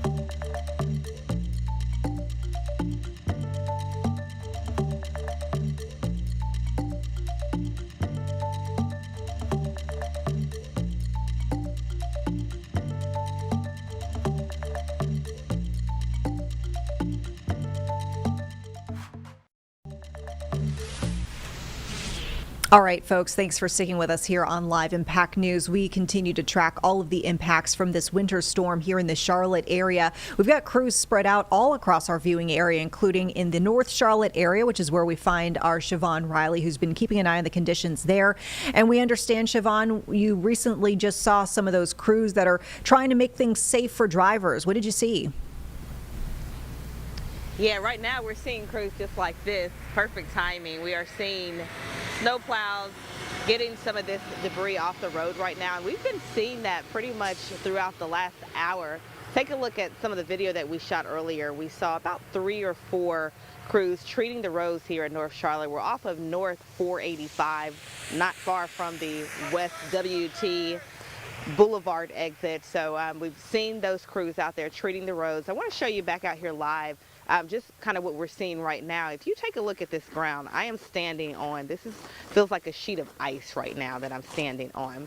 But then if you take a look at the roadways, it looks like, as you saw, those snow plows were coming out, or those crews were treating the roads here in this area. And we have seen a few cars coming. They're going very slow. Not a lot of cars on the road at this hour. For the most part, the roads have been bare, but the cars that we have seen driving here in the area, they've been taking it very slow. But again, we sound like a broken record because we've been telling you that if you don't have to be out on these roadways, if you are not an essential worker, it is so important to stay at home. We're going to be monitoring these conditions throughout the rest of the day, and we will bring you more updates in about an hour. Back to you. Right. Some great advice, Siobhan, there for folks to stay off the roadways, kind of reiterating to what we heard from Governor Josh Stein just a few hours ago today. We were having to cut into the middle of the governor's briefing to get our weather report. So we're going to rejoin where we left off. Of note, you'll kind of see where we pick up. You hear the governor talking about National Guard. Also, the fact that they've already responded to hundreds of crashes and ahead of the storm removed more than 300 vehicles from the side of the roadway just to make sure that there were no sort of like obstacles or risks that folks could encounter as they are driving along. And of course, we're dealing with slick roadways. You don't want anything there on the shoulder that might cause an issue. So let's rejoin the governor right now. If you have loss of feeling or color in your fingers, if there's uncontrolled shivering or disorientation, you should call 911. Stay off the roads. Black ice is going to stick around for a few days. Every night this week, we're going to get below freezing. So whatever precipitation is on the ground is going to turn to ice overnight. Secondary roads in particular aren't going to get treated as quickly. There are just too many of them across the state. So understand that road conditions will remain dangerous into next week. If you have to drive much slower than normal, give much more distance than normal so that you have more time to respond. Do not make sharp turns or a sudden stop. Last thing is check on folks out there who you fear are vulnerable. This is the time for us all to be good neighbors. Think about somebody who just needs to know, you just need to know that they're doing okay. That's how we're going to get through this storm together. I appreciate you all. And at this point, I'll turn it over to Director Ray. Thank you, Governor. Good morning, everyone. So we'll first start with a weather update. I think key takeaways as we move through today is a major winter storm is underway across much of North Carolina and will linger into early Monday morning. We still have a bit more of time before this storm and its impacts fully clear the state. A winter storm warning, ice storm warning, and winter weather advisory also remain in effect across much of North Carolina into Monday. Since last evening, we've seen snow, sleet, and freezing rain all being reported across North Carolina. And by sunrise today, at least 1/4 inch of ice accumulation had been reported across our southwest mountains. Areas of snow and sleet that remain across the mountains are forecast to change over to freezing rain this morning, with the greatest ice accumulation expected along the southwestern mountains and portions of our Blue Ridge Escarpment. Freezing rain across portions of eastern North Carolina is expected to change over to rain throughout the day today. While we may see some lulls in precipitation through the day for some locations of the state, a final round is expected to push across the state Sunday evening and overnight. The greatest impact Sunday will continue to be from ice accumulations, where 1/4 to 1/2 inch of elevated flat ice accrual remains possible across portions of the mountains, our foothills, and into the Piedmont. Dangerously cold temperatures are forecast through next week, with low temperatures dipping into the single digits to near zero Monday night and into the teens and 20s through the remainder of this week. As the governor said yesterday, the White House approved his request for an emergency declaration. This allows for direct federal assistance to support emergency response, life-saving support, should the state require that level of assistance. There are 55 county emergency operations center activated across the impacted area today, with 72 local states of emergency in place. The state emergency response team remains postured to support our local communities, both in commodity distribution or in supporting local public safety response. As the governor said, in addition to the work that the power companies have done, we have base camps across the state for Duke Energy to surge restoration crews into impacted areas, along with mutual aid crews from both our electric co-ops and our partners in the electricities. To reinforce some personal preparedness information, as the governor stated, many communities across the state have opened shelters and warming centers for those who cannot stay at home. You can find that updated information, what's available in your community, by visiting your local government or local emergency management website and social media feeds. Additionally, for winter storm information and important links, please visit readync.gov/winterstorm2026. And finally, as a reminder, roadway conditions have deteriorated since last night. They will continue throughout the day today and into the evening. The safest thing remains to stay at home and let our first responders, the State Highway Patrol, and the NCDOT the ability to work safely. Thank you, Governor. Well, Secretary Johnson. Thank you, Governor. Director Ray. Yes, I want to reiterate, we appreciate everybody's cooperation. It was great to come into the State Transportation Operations Center this morning and see almost no cars on the road other than plows and other DOT equipment they're working to clear the road and spread salt and sand across the state. This is a widespread storm with many roads have been impacted and are dangerous to travel on. We've got 2,500 employees working in storm response right now. They've already spread 32,000 tons of salt. I'm sure that number's changed since I walked in here and will continue to grow throughout the day. They've also already put in additional 800,000 gallons of brine on the roads. We've got 1,300 trucks in operation, along with almost 1,000 contractors. So we're working hard to treat. Today we focus largely on interstates and major U.S. routes and 4-lane highways. The secondary routes will take some time.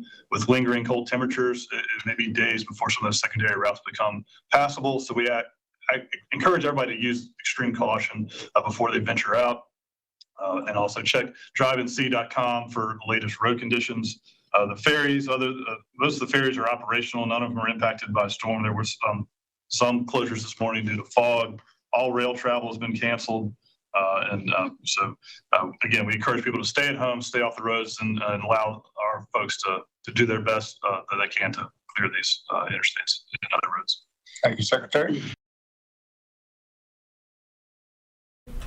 All right, folks, and we are going to take a quick break here. We'll be back in 2 minutes with the latest from our field crews spread out around the area. We should have you a report from Concord in just moments.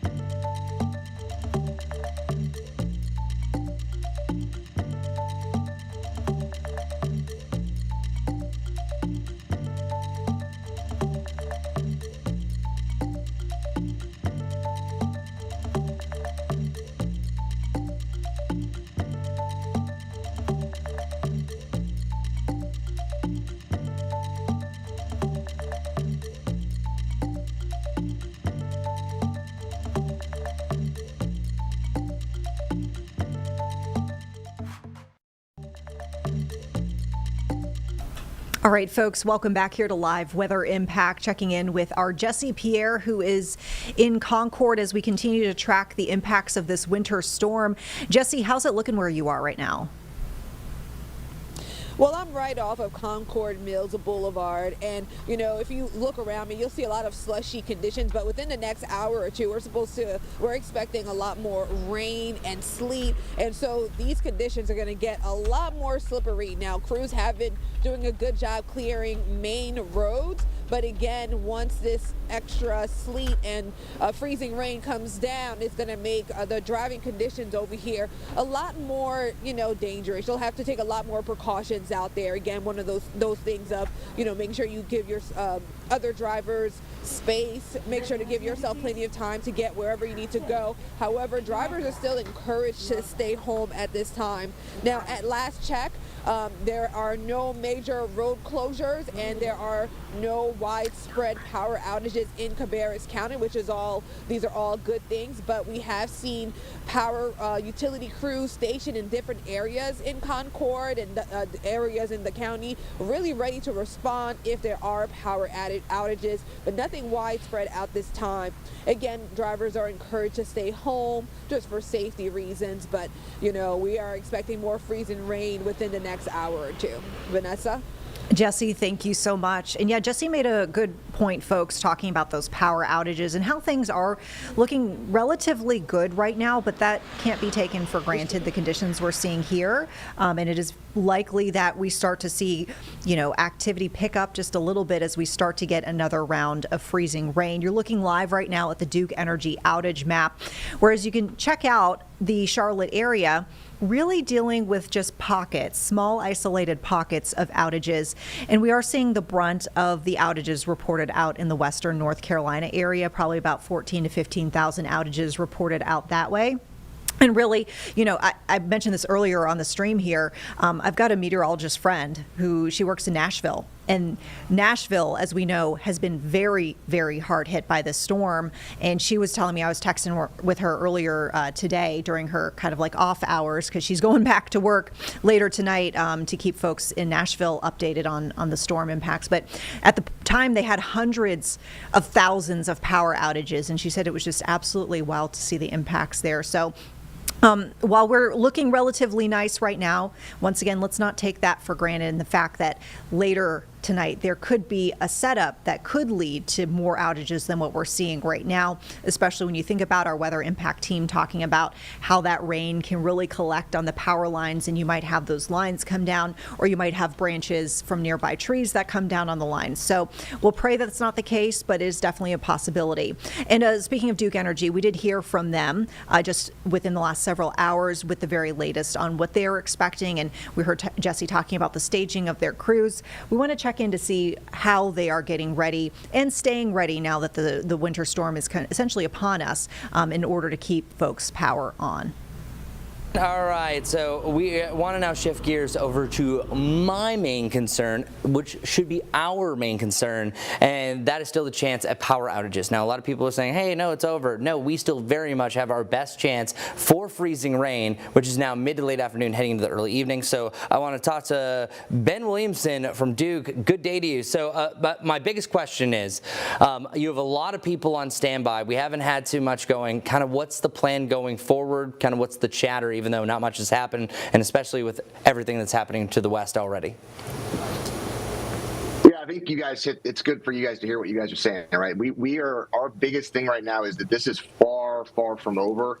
We're sitting just under 8,000 outages right now, roughly across the Carolinas. Most of that, we're seeing the most impact, certainly in the western part of the state, south of Asheville.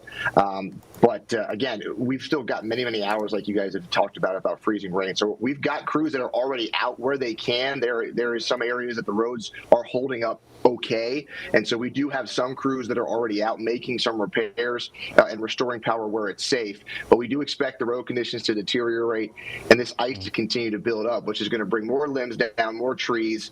So we're going to probably see those numbers climb. And then when you talk about half an inch of ice, even if we don't have trees or limbs coming down on our lines, that that can bring those lines down and snap those lines on their own. So I would just encourage everyone, if you still have power, that's fantastic, but use this time to continue to plan, right? So if you charged up all of your things yesterday, make sure they're all still charged at this point. So we're all part of a community, Ben. So what are some things that you would like to say to people? Because let's say the worst case scenario. Let's say that all of a sudden we get this last minute ice on top of everything that we have. You guys are going to be very busy. What can people do and be mindful as you guys are doing the repairs, cleaning up the roads? What can people do to really make society run better and then also your jobs easier?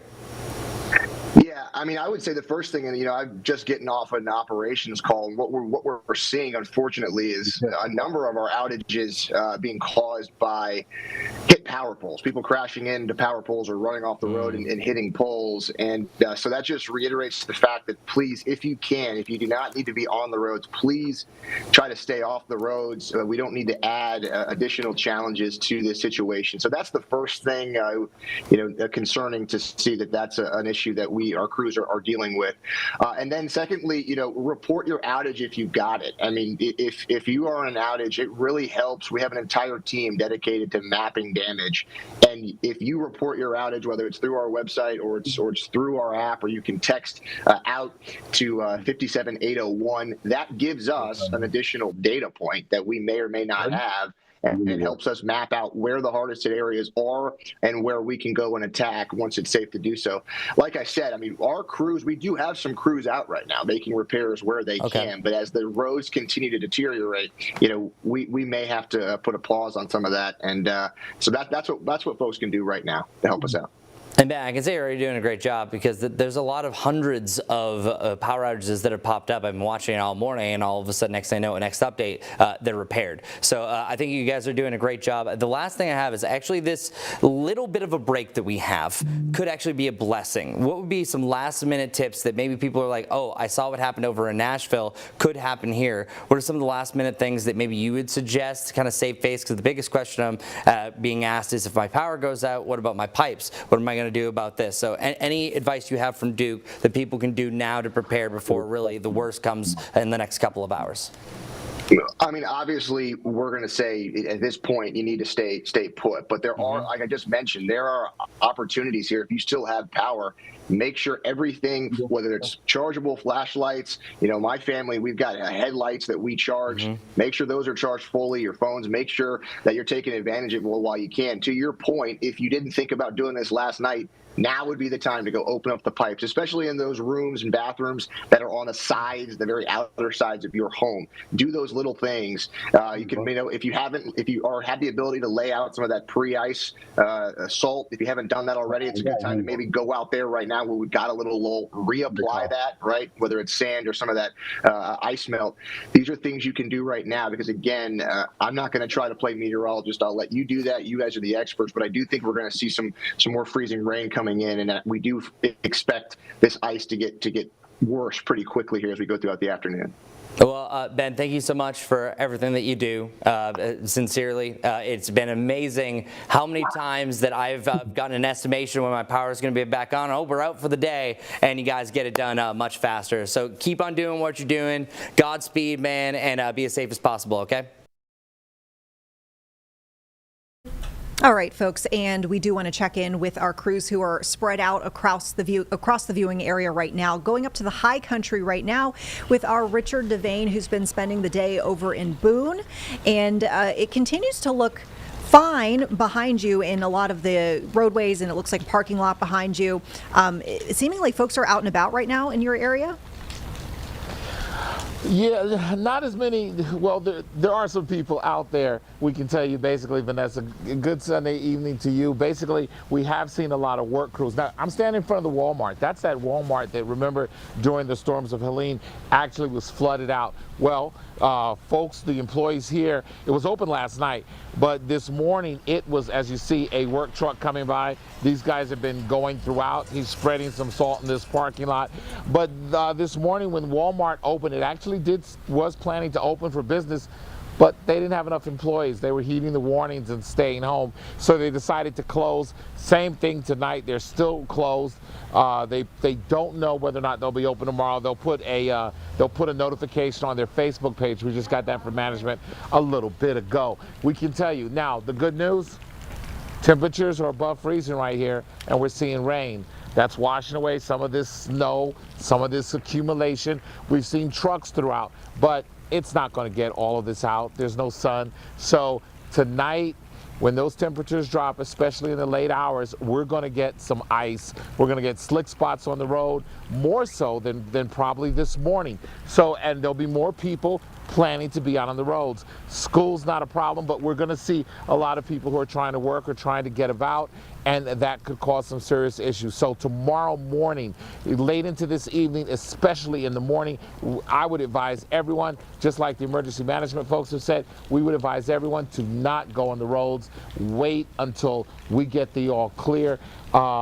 That's the situation right here in Boone. We're going to continue to monitor it. I took out my earpiece. I couldn't hear clearly, so I'll send it back to you.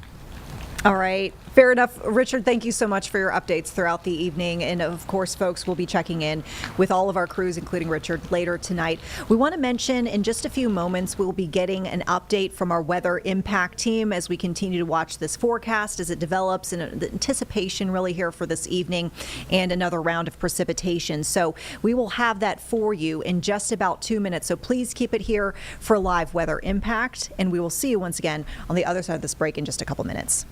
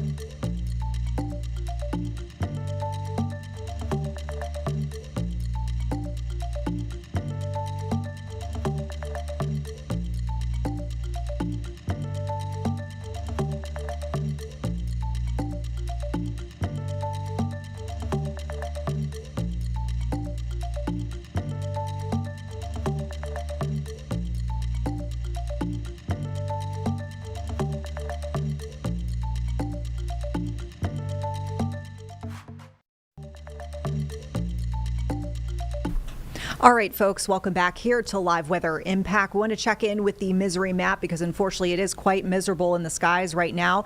Not that we have a lot of flights that are going into the skies, because we're seeing, you can see delays, cancellations by the boatloads right now. Last check out of Charlotte Douglas International, about 1,100 cancellations, more than 100 delays. And you can see Charlotte, as far as the nationwide picture, topping some of the worst amounts of cancellations and delays. Looks like we're sitting at number 4, just behind Atlanta, Chicago, and DFW, which is in the Dallas-Fort Worth area. We have been seeing that the airport is operating, however, and it says that it is doing limited, reduced schedules. We've got crews that we see that are working continuously to clear out the taxiways and the sidewalks and the runways, all the pedestrian areas. So they are working to keep things going. We're going to turn you over right now to the latest from a weather impact team with what to expect from tonight's forecast. Good afternoon, everybody. Chief Meteorologist Brad Petovich here. What we have heading in right now is another batch of freezing rain that's going to be moving into the area. The roads, they're pretty icy out there already. They're pretty covered. You can see there are some clear spots, a couple lanes here and there on the interstate starting to see some improvement.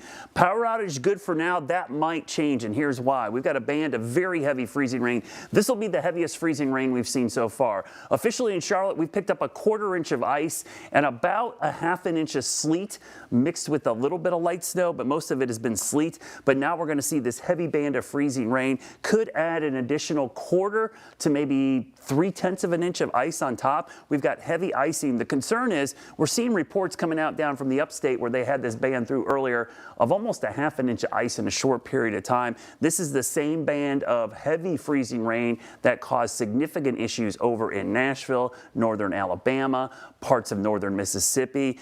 It's not going to be as long as that duration, but certainly this moisture as it moves over what is still really cold. We're in the low 20s. It hasn't warmed up, and we're likely never going to get above freezing. Now, the backside of this, the good news, this comes to an end probably closer to 9 or 10 o'clock tonight.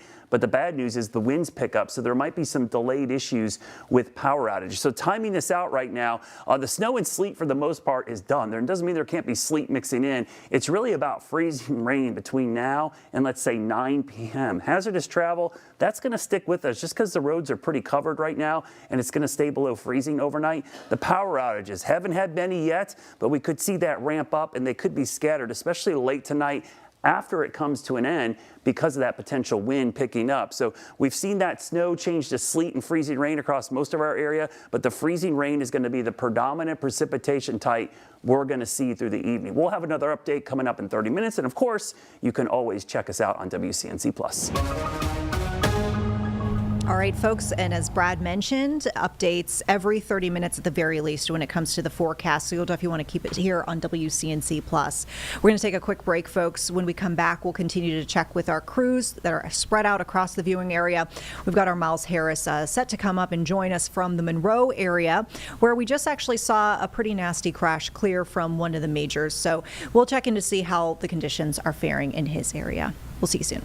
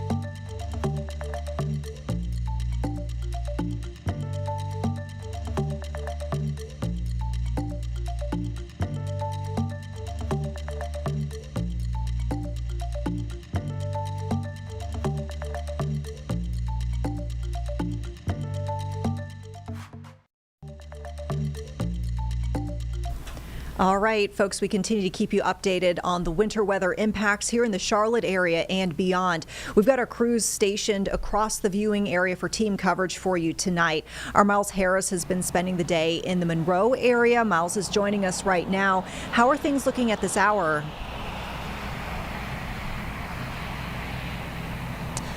Yeah, Vanessa, things at least feel a lot colder than they have been in the last hour or so. And as far as the roadways are concerned, some areas seem a little bit more drivable compared to the others, but emergency crews, experts, even, leaders in this community, they are telling people to really try to stay off the roads. Now, before we show you guys the roadways, we want to kind of talk about the sidewalk now. Now, earlier we were talking about just how kind of dense the sidewalk was when it came to the snow and the ice underneath it. Same case here now, too. It seems like the snow is kind of packed in, but even as I'm trying to kind of scrape my way through, it's not budging any way near or form whatsoever. So guys, definitely seems like the sidewalks are a little bit more harder, icier than they were earlier. Roadways, as you guys have talked about earlier as well, seems to be a little bit more drivable in some areas. Now, we did show you guys some of the roadways in other parts of Monroe that just seemed like they were just straight ice. Again, which is why a lot of people in this community are really urging them, if you don't need to be on the roads, try to stay off the roads. I know that we've also been showing you guys that crash along 74 with that tractor trailer that shut down that bypass road in this area as well. But at this moment here, no snow, no rainfall at this hour, but we do expect and possibly seeing that change at least in the next hour or so, or even overnight. But right now I can just tell you, Vanessa, it does feel a little bit colder and a little bit more icier out here as well. Yeah. Probably a sign of things to come as we the conditions we expect could potentially worsen. Miles, thank you so much. And just a quick note, folks, probably within the last 30 to 45 minutes, we did see that crash actually with our very eyes. We showed you here on Live Impact News, that crash clearing out of that Monroe expressway. Looks like they had that semi-truck that had smashed into the guardrail on the toll lanes there, loaded up onto a flatbed truck, a larger heavy-duty tow truck, and that got towed away. So that is some good news, but wouldn't suggest, of course, heading out there, especially if you don't have to, as kind of Miles had reiterated for us. We've got a brand new crash we're actually seeing right now. Taking you to some live images in the Gaston County area. Here is I-85 near Chester Street. So this is around East Gastonia. Seeing this in the northbound direction, we've got a crash with some closures, and it's tough to say exactly how many lanes. I think it is all of the lanes from what I can gather from the vantage point we're getting there, right by that overpass. You can see this is a live look at that camera near New Hope. Once again, this is northbound, so this will primarily be impacting folks, we believe, coming into the Charlotte area from Gaston County or beyond, although I wouldn't discount the possibility of some looky-loo traffic, folks slowing down even more than hopefully they're driving as they pass on by and maybe take a peek at that scene.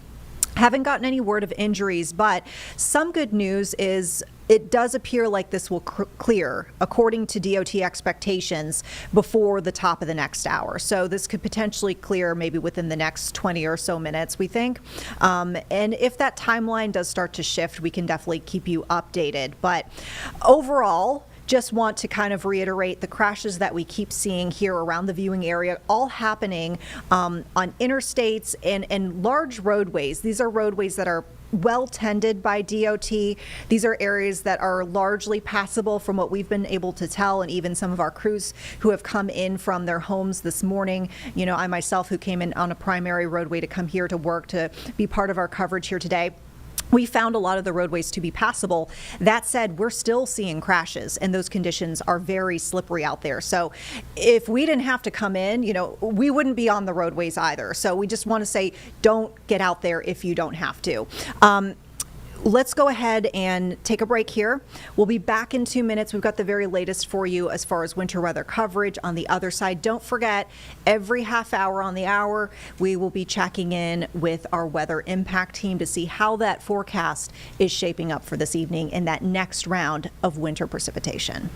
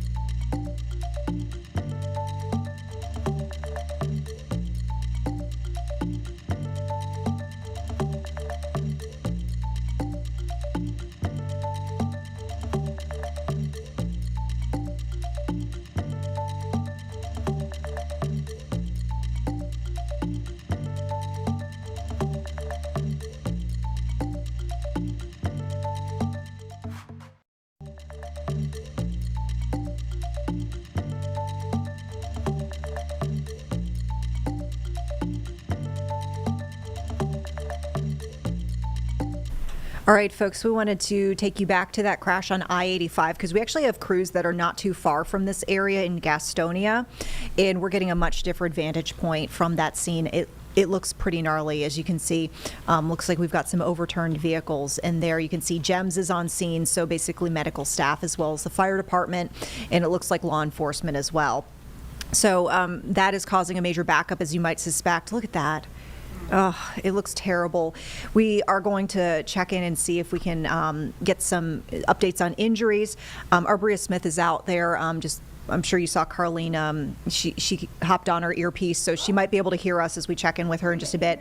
But we'll just reiterate what we know about the crash from the DOT perspective, what they've shared with us. This is on I-85, northbound in Gaston County. It's near Chester Street, so it's getting around that East Gastonia area and primarily impacting traffic that is set to go towards Charlotte from Gaston County or points west. From the video that Bria and our photographer Ken shared with us, it looks like all of that traffic is now being diverted off onto the side streets there, potentially near New Hope Road, if I could just kind of base that off of some of the delays and where I see the delays start to really stem from. I think that detour is probably around New Hope Road, or it could even be one exit back. I'm just checking. It could be at Chester Street, but I'm going to see if Bria will give us a better idea of what she's seeing in the area. We could probably get a good idea of what we can share with our viewers here to steer them around this. So, Bria, we were just seeing that video you shared. I mean, that looks like a terrible crash. Yeah, Vanessa, absolutely terrible. People were actually walking down New Hope Road, as you were explaining there, to stop and look at the dramatic impacts. Obviously, traffic was stopped because they were just trying to make sure that things were okay there. I almost kind of want to turn around just so that I can see. I mean, you can't really see anything from where we are currently, but our photographer Shermer and I, we kind of walked back as the wind, ice, rain, whatever might be falling right now out of the sky was literally, I mean, it was severe. But yeah, definitely a lot of traffic back up there. It looked like the truck was in two, but so far no injuries have been reported. Definitely just trying to take care of that situation and clean it up. But traffic is able to flow north, I almost want to say, on I-85, or south rather, on I-85. But they are backed up along where that incident was. So definitely if you're heading, that direction or coming from that direction, you want to be mindful of that accident there, Vanessa. Yeah, and I know that you were just specifically, giving us an update on that one crash, but I know you had talked about in general, some of the conditions you've been seeing out there. It sounds like they might start to be getting a little bit more dicey as far as the conditions are concerned, just based on what I heard you just describe about basically having to take cover just a few moments ago and having freezing rain or whatever it could be at this point in your area falling on you guys. Yeah, absolutely. I would definitely say it is getting a little, more risky to drive on these roads, but it's not stopping people. You probably saw a car just go by there, so people are still driving on these roads. But we did see a few people go by walking, so I think people are, kind of turning to that as a form of getting from point A to point B. But I would definitely be cautious. I don't think that things are lightening up. In fact, like you mentioned, Vanessa, I think that they're actually getting a little more tricky when it comes to being out on these roads. So I know we kind of sound like a broken record here, but I think it's for everyone's safety when I say definitely if you don't have to be outside. That semi truck overturning, an example, the car we showed you earlier that had to be towed away. Just really great and unfortunate at the same time examples of why you don't want to be on the road if you really just don't have to be, Vanessa. Yeah, certainly a great reminder. Bria, thank you so much. We'll be checking in with you in just a little bit. And Carlene, if it's possible, I'll probably want to queue up that video again just to kind of show folks and just recap what we know about where this is happening. So if by chance you absolutely have to drive and you feel like this might be along your route, that to steer clear. But of course, first and foremost, don't go out the roadways if you don't have to. That said, this is happening on I-85 northbound, so the traffic bound towards Charlotte from Gastonia or points west of Gastonia. This is around mile marker 17, so this will be kind of midway between Chester Street, which is Highway 321, and New Hope Road. And you can see that vehicle has overturned. It does appear to be a large truck, as Brio was describing to us. We haven't gotten any official injury reports, but we could see from the video that Bria sent in that GEMS is on scene. So the Gaston County Medical Services are there. Firefighters are there. Looks like the law enforcement might be diverting traffic off of the interstate at this point, and that is causing quite a bit of backup. And for folks who might be heading southbound, so that would be Charlotte heading towards Gastonia or points west, you might see a little bit of looky-loo traffic, as we like to call it sometimes, folks that are slowing down even more so to take a look at the scene. So that could even cause, when I was a former traffic reporter, we use the term secondary crash quite a bit, and that is where you have one crash, and then the secondary crash is an additional crash that happens because people are maybe not paying attention. They come upon, looky-loos, or, they're driving in the same direction as the crash and they come up upon the traffic and they can't stop in time, and then you have a secondary crash. So just be careful if you're heading out, if you absolutely have to head out, but don't go out if you don't have to. We know that the conditions were probably passable, within the last several hours. Carlene, our producer here, and I were talking about when we both had to come into work this afternoon. I came down South Boulevard, right, and I got to work with it. I probably say less than a 5-minute delay. I was about as normal time it would take to get here, about 20 minutes. Yeah. From NODA, and I took 277 to 77. I was blown away at how treated the roads were. DOT has been doing a great job treating the roads, but we are to the point, I believe, just based on what we're hearing from our weather impact team, that moment is passing, if not has already passed. If you had to get out, and now we're to the point where you probably should be hunkering down again at this point if you were thinking of maybe you might emerge from your home. Let's go ahead and take a quick break, folks. We'll be back with the very latest on this crash. And also don't forget, top of the hour, we are expecting another update from our weather impact team on the forecast to come.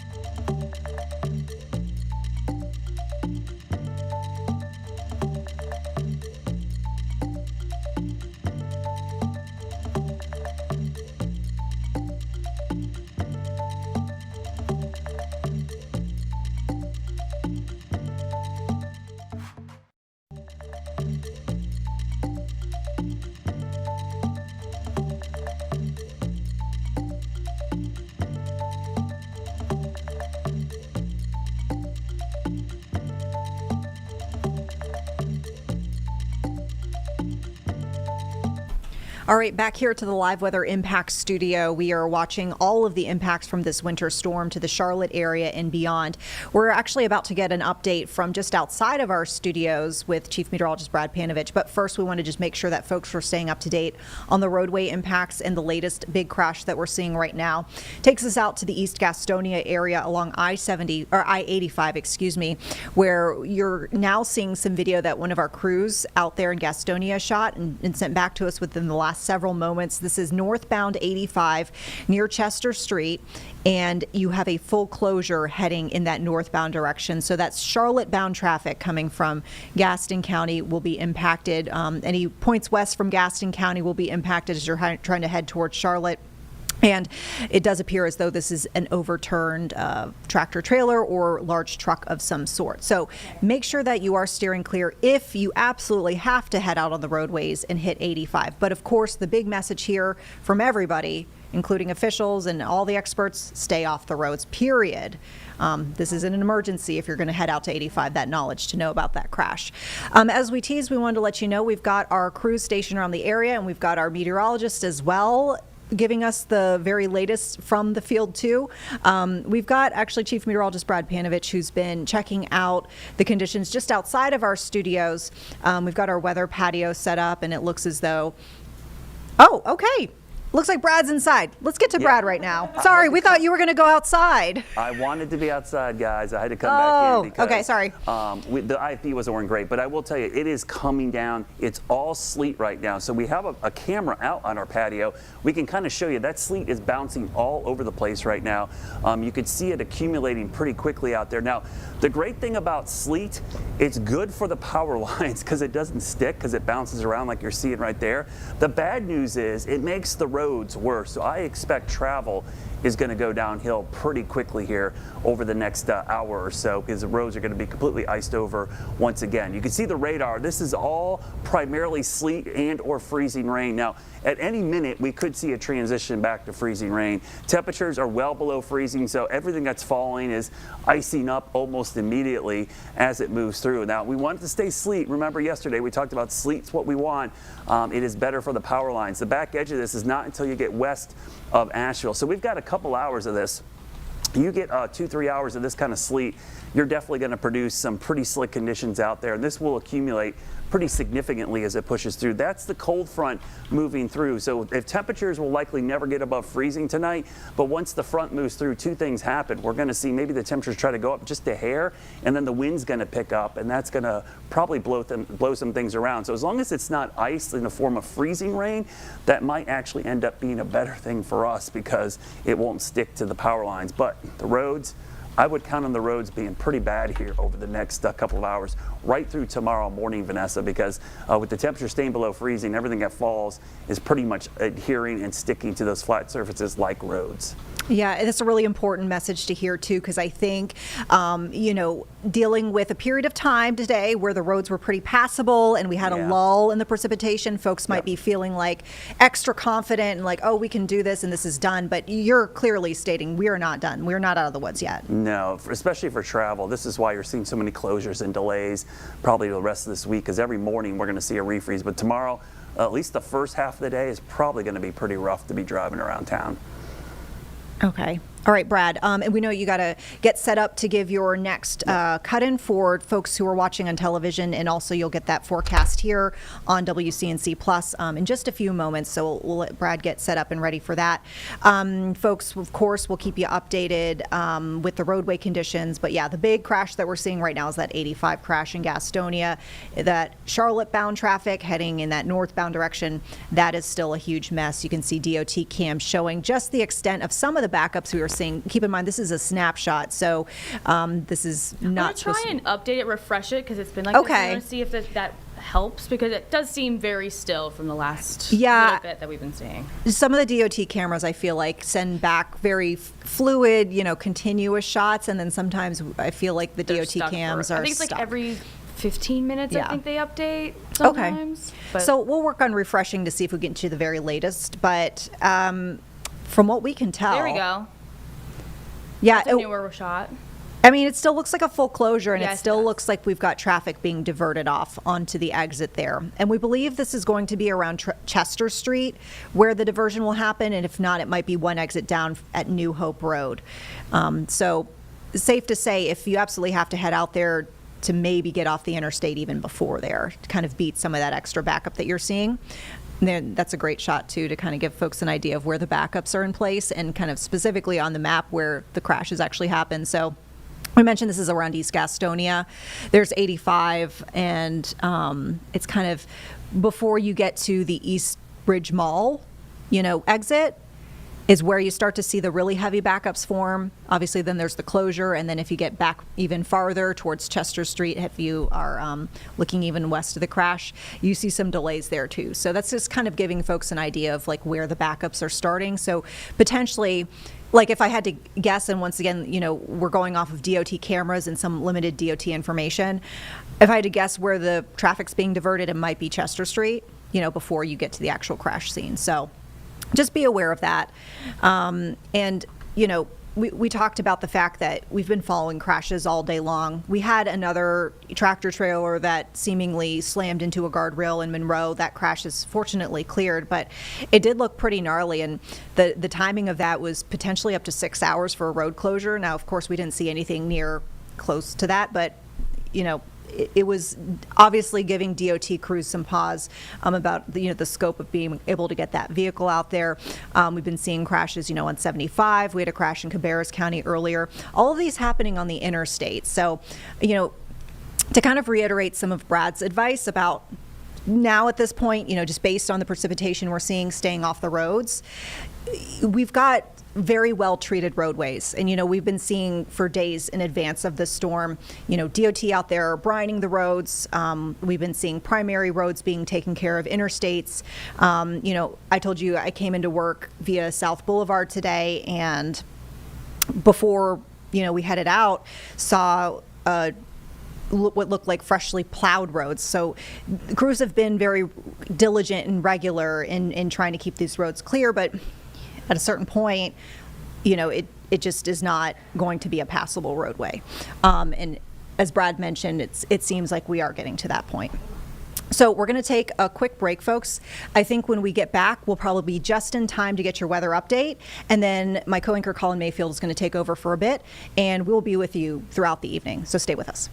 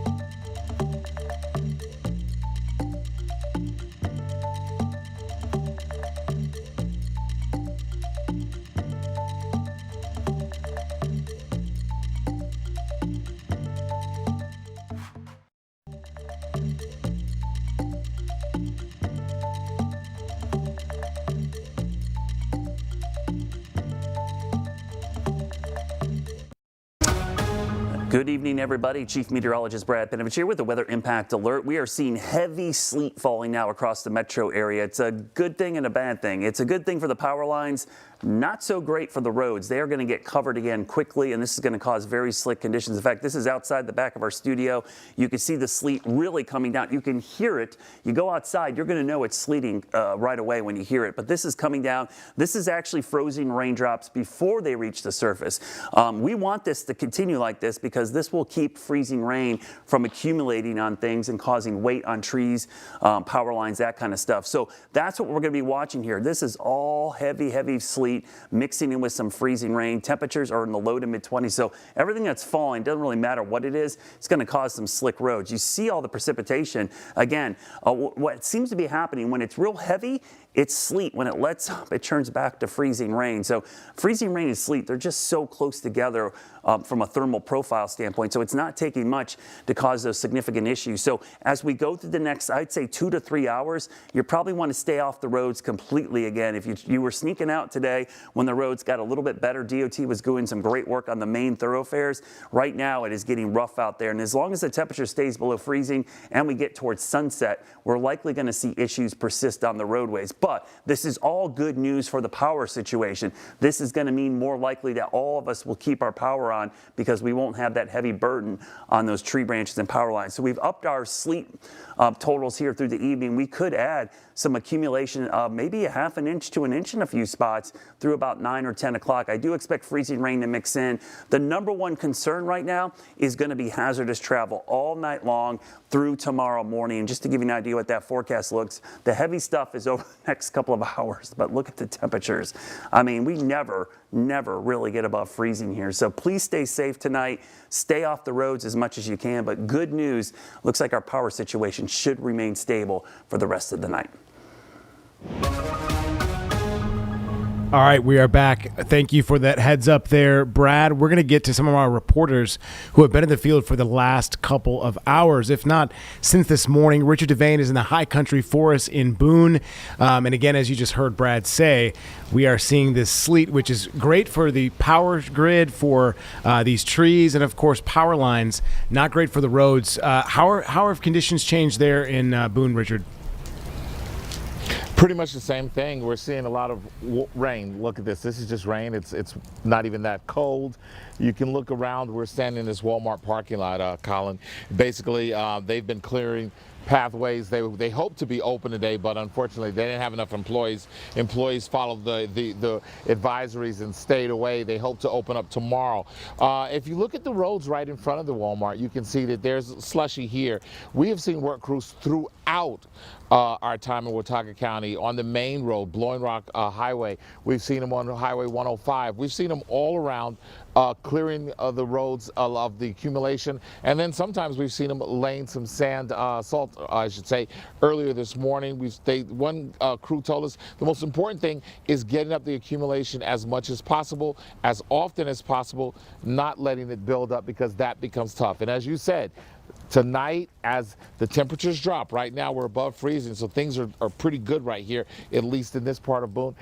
But as they drop below freezing and that water is still on the road, it's going to be thick, it's going to be slippery in the morning. Best advice, same advice. Stay off the roads unless it's an absolute emergency. And if you have to get on the roads, take your time because it's going to be quite treacherous, especially during the late hours and the morning commute. If you have to work, we tell you to be very safe out on the roads. That's the situation right here in Boone, Colin. We'll send it back to you. That's right, Richard. And as you probably heard, we're not going to get anywhere near 32 degrees. It's going to be frigid cold. So anything that does fall is going to freeze on contact. Richard Devane, live for us in the high country. Richard, thank you so much, my friend. Get some sleep and stay warm. We're going to tell people that throughout the evening as well. Please stay off the roads as we have this second batch of sleet and freezing rain heading into our area at this hour. We're going to be here for you on WCNC Plus, but very soon we're going to go over to our linear newscast at 6, and we'll continue throughout the evening for you. The only station inside Charlotte that's been live for the last 2 days covering this event. We'll see you in 2 minutes.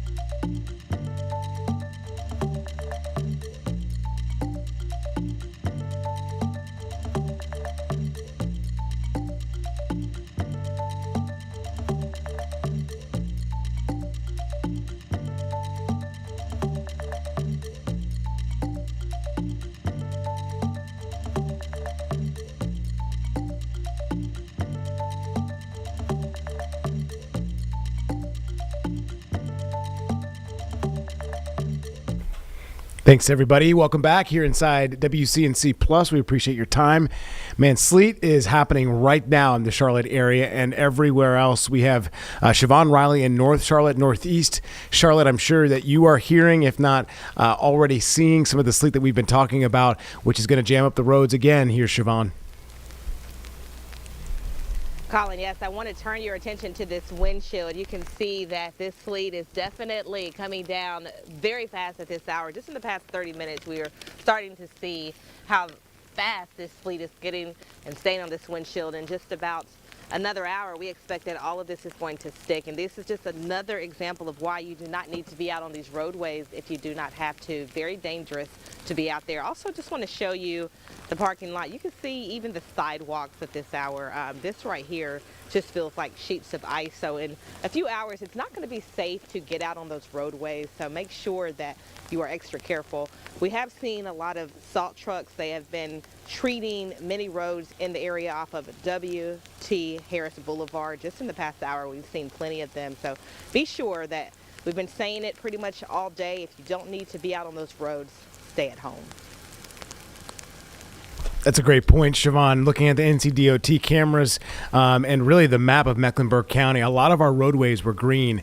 They are now yellow. So that alludes to Siobhan's point that please don't go out if you don't have to. We are seeing, and we did see a pretty massive accident on I-85 not too long ago. Siobhan Riley reporting for us in Northeast Charlotte. Siobhan, thank you so much. We're going to continue to get an update here on our stream. I actually have video of that crash. Yeah. That major crash in Okay. Gastonia I-85. Hold Yeah. on. That's where our Bria was. Okay. And we got video of this. Hold on, wait till the video kind of restarts here in a second. Massive. See that? Wow. Yeah, overturned a semi, as you can see. It looks like another type of rig there in the middle. That I guess that could be the cab for that. This is near exit 17, I believe. And Okay. so this is kind of just up the road here on mile marker 20 on that same road. They clearly still have things Still impacting it. closed off. Yeah. Yeah. So, and this is going to be probably a normal scene as we head through the evening hours. And once it gets dark, obviously that adds a different layer to this mix. When you don't necessarily have the light of day, it's a lot harder to see out there, especially with these type of conditions. So, people on I-85 right now feeling that back up near mile 20 near New Hope as this accident continues to jam things up. And again, just looking back at the NCDOT cameras, things really aren't too bad just yet. But as Brad says, with this hard sleet that we're seeing, it is definitely going to impact the roads. Better, obviously, for the power lines and the trees, but not a good situation if you do have to travel out tonight. So I believe Becca and Chris discussed a little bit more about the surface temperatures, why some of this is going to be sticking, and some of the cold. Actually talked to DOT, too. Did they? Yeah, I think so. Spoke to DOT as well. So we'll go to this right now and listen in. So one person I love to call when I have a traffic question, because I know I did traffic for over 3 years here, is Jen Goodwin with NCDOT. So Jen, it's been an interesting scenario. We had some accidents earlier. I think people stayed off the roads. What I'm kind of concerned about is that we still have this last of this system. People said, well, it's another bust. Let's just enjoy the little bit of sleet that we have. What's kind of your mentality at NCDOT as we're still not done with this event? Oh, please stay home. Please don't go anywhere. Like you said, this is not over yet, and we still have a lot of work ahead of us to do to get the roads cleared. And you've been showing cameras and showing the images of what we're dealing with on the highways. And I just had a phone call with our staff engineers before coming on the air with you. And so we have been working on this. We've been working on it really since Thursday when we did our pre-treatment of putting down over 180,000 gallons of brine solution on the roadways. And then starting yesterday, we brought in our crews to start working rotating 12-hour shifts to start our de-icing operations. And so now we're trying to use salt, calcium blend, and still brine to get everything off of the road. But of course, the temperatures aren't really in our favor. They are slowly coming up from what our folks are hearing. And so what we're going to do now is try to put some of that calcium blend down on some of the travel lanes on the interstates, and within the next couple of hours try to start pushing what is on the travel lanes off the road. And so we might start to see a bit of a difference in the next couple of hours. And then tomorrow, of course, this is going to continue. Whatever doesn't melt and get pushed tonight is going to simply refreeze, and then we have the issue of black ice again in the morning. So people that might try to venture out tomorrow and go to work, or just try to get out because they're not wanting to be cooped up anymore, might still have some issues to deal with. And so that's why we're still strongly encouraging people to avoid any unnecessary travel so that our crews have plenty of room to work, because it's a multi-day effort. Go ahead.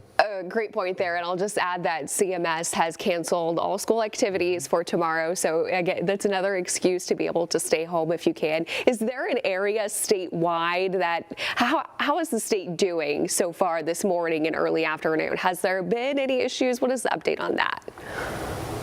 There have been some issues. There was a bridge over on the coast around the New Bern area over the Neuse River that had to be closed early this morning because there were several crashes on that bridge. And so I think out of an abundance of caution, local law enforcement there closed it until the crashes could be cleared and the bridge could be sanded and salted again. There's also, I think, up in the Tennessee, North Carolina border area off US 321, Tennessee officials requested that we close 321 at the border because of some issues they were having on their side. And right now there is a crash on Highway 26 near the Green River Bridge. That's over in the Henderson County area. We've got a problem on I-77 up in Surrey County with an overturned tractor trailer. So there are still people trying to drive in these conditions, and we understand that sometimes travel is unavoidable, but it's very important to take it slow and to increase your following distance, and to make sure that you have clear mirrors, and also not to use cruise control, and to make sure you've got a full tank of gas, and to let somebody know where you're going. And if you have to go out, to stick to the main roads that have been treated adequately as well, and that might see some traffic, if at all. And people do ask from time to time, how do you know which roads are going to get cleared when? Well, if you think about the roads that get the most volume and have the most connectivity, those are the interstates, so they get treated and cleared first, and then we work our way down to primary roads, which are like your 4-lane divided highways, like NC 51 or US 521, US 74, roads like that. Then we hit high volume secondary roads, and then the low volume secondary roads further out in the county, like a 2-lane road that you don't see a lot of traffic on. And we do some subdivision streets too, but those are going to be the ones that we get to at the end. Some great information there. I did have one last question. For people who do have to travel out on the roadways, what is the best way for them to get that information that maybe the road that they normally take is blocked or a little bit hazardous? Where can people go to find that information? Our website, drivenc.gov, that is always updated with real-time traffic information, and it actually has a little toggle button on it. You can click on to get a snow or ice icon on any county across North Carolina, so that will tell you if any roads are covered in snow or ice, or partially covered in snow or ice. And we also have a quick clearance agreement with the Highway Patrol right now, so any vehicles that are abandoned on the highway for more than 24 hours are going to be immediately towed. That's just out of safety and out of an abundance of caution for any travelers. And so that's going to be in place until DOT and the Highway Patrol think it's safe to lift it. So if you're traveling, we do have those messages on our overhead message signs as well. All right, Jen, we're going to let you go. I know how busy you are, but I just want to make one more final note, and that is that a lot of people have been asking why wasn't there snow melts or ice melt effective this morning, but we were so cold, about 18 degrees. We're about to be 11 degrees on Tuesday. I want you to talk to people forward thinking. What we had this morning was treacherous until you guys did a great job actually trying to soften some of that stuff until it became a little more slushy. What's kind of the note that you have for people for Tuesday, and then we'll let you go? Well, I think at some point you can put everything you want onto the road, but at some point it does not have any effectiveness because it is too cold. But some of those areas we have treated more than once with salt, and that's why you're starting to see some of it melting. And we're going back over it more than once to try to activate the salt. And that's why we're starting to finally see some of it working. And also because the temperatures are coming up a little bit, and we think that the temperatures tomorrow are going to work in our favor even more. And that's why we'll hopefully start to see some improvement tomorrow. But we don't want anyone to let their guard down either. And just be reminded that stuff that's out there that melts will also refreeze. So this could happen, tomorrow morning, Tuesday morning into, midweek, just to be prepared for this to happen over the next several days. All right. Jen Goodwin, everyone, thank you so much, NCDOT. Hopefully we don't have to call you again very soon. All right. Well, All right, guys, we do want to show you outside of our WCNC patio or studio, the patio of the shot. Man, this sleet is really coming down. And in fact, if you look, it even looks like it's freezing rain. But I imagine it is sleet, a little mix of freezing rain, which is out there. We're going to come back after a 2-minute break. Of course, we'll be checking in with our meteorologist in just a few minutes. Stick with us inside the Impact Studio here on WCNC Plus.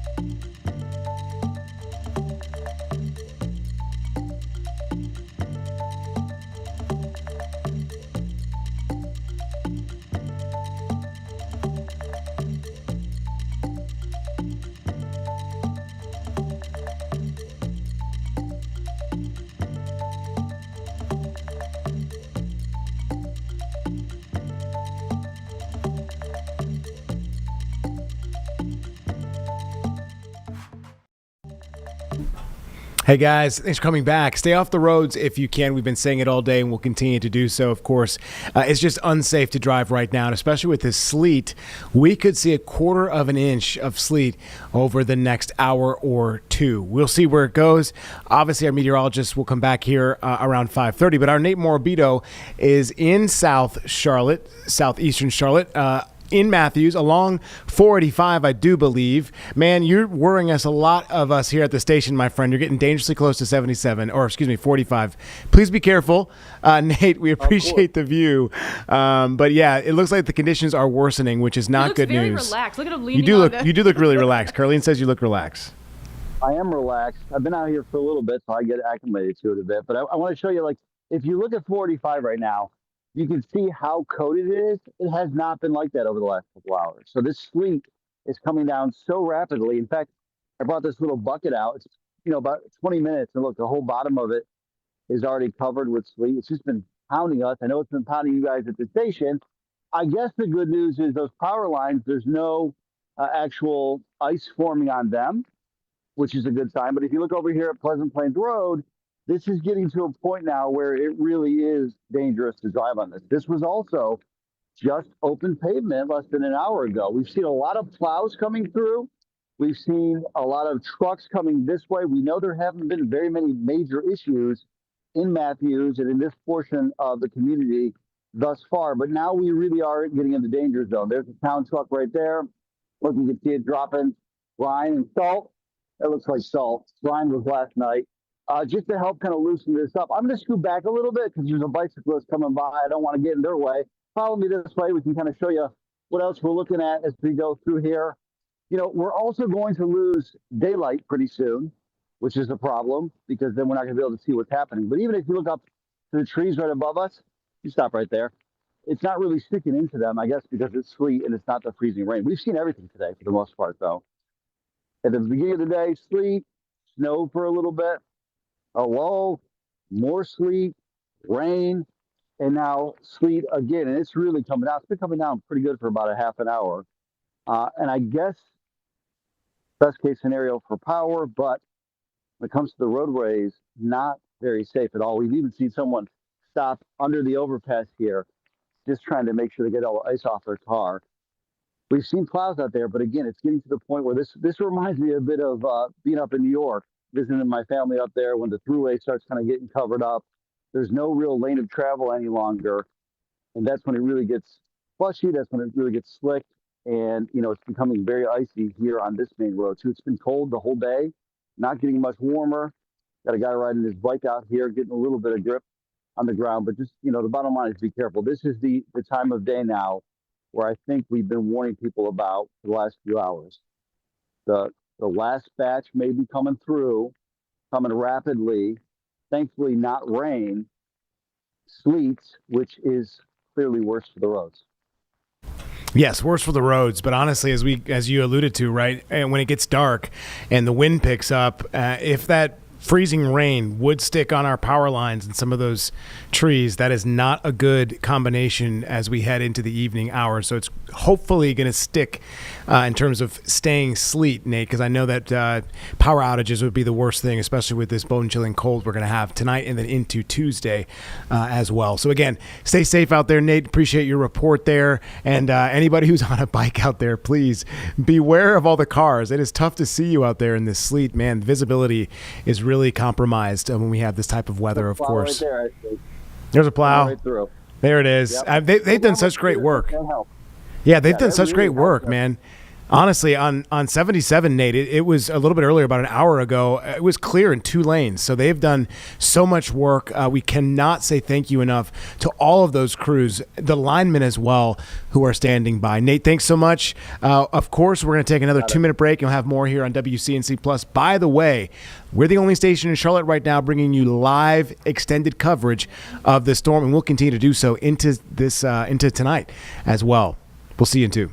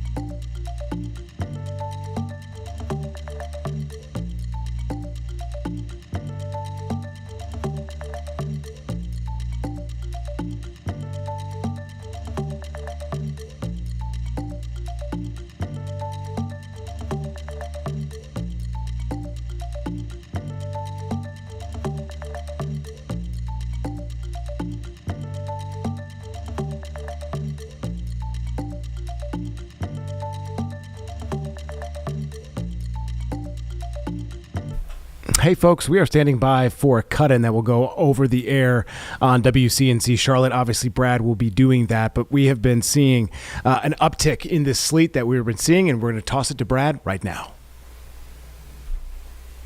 All right, bad news, everybody. This is Chief Meteorologist Brad Panovich here in the Weather Center. We have changed to solid freezing rain now. We were hoping it would stay mostly in the form of sleet. It was sleeting like crazy, but now we can see the switch over to freezing rain. In fact, let's take a look out on our weather patio.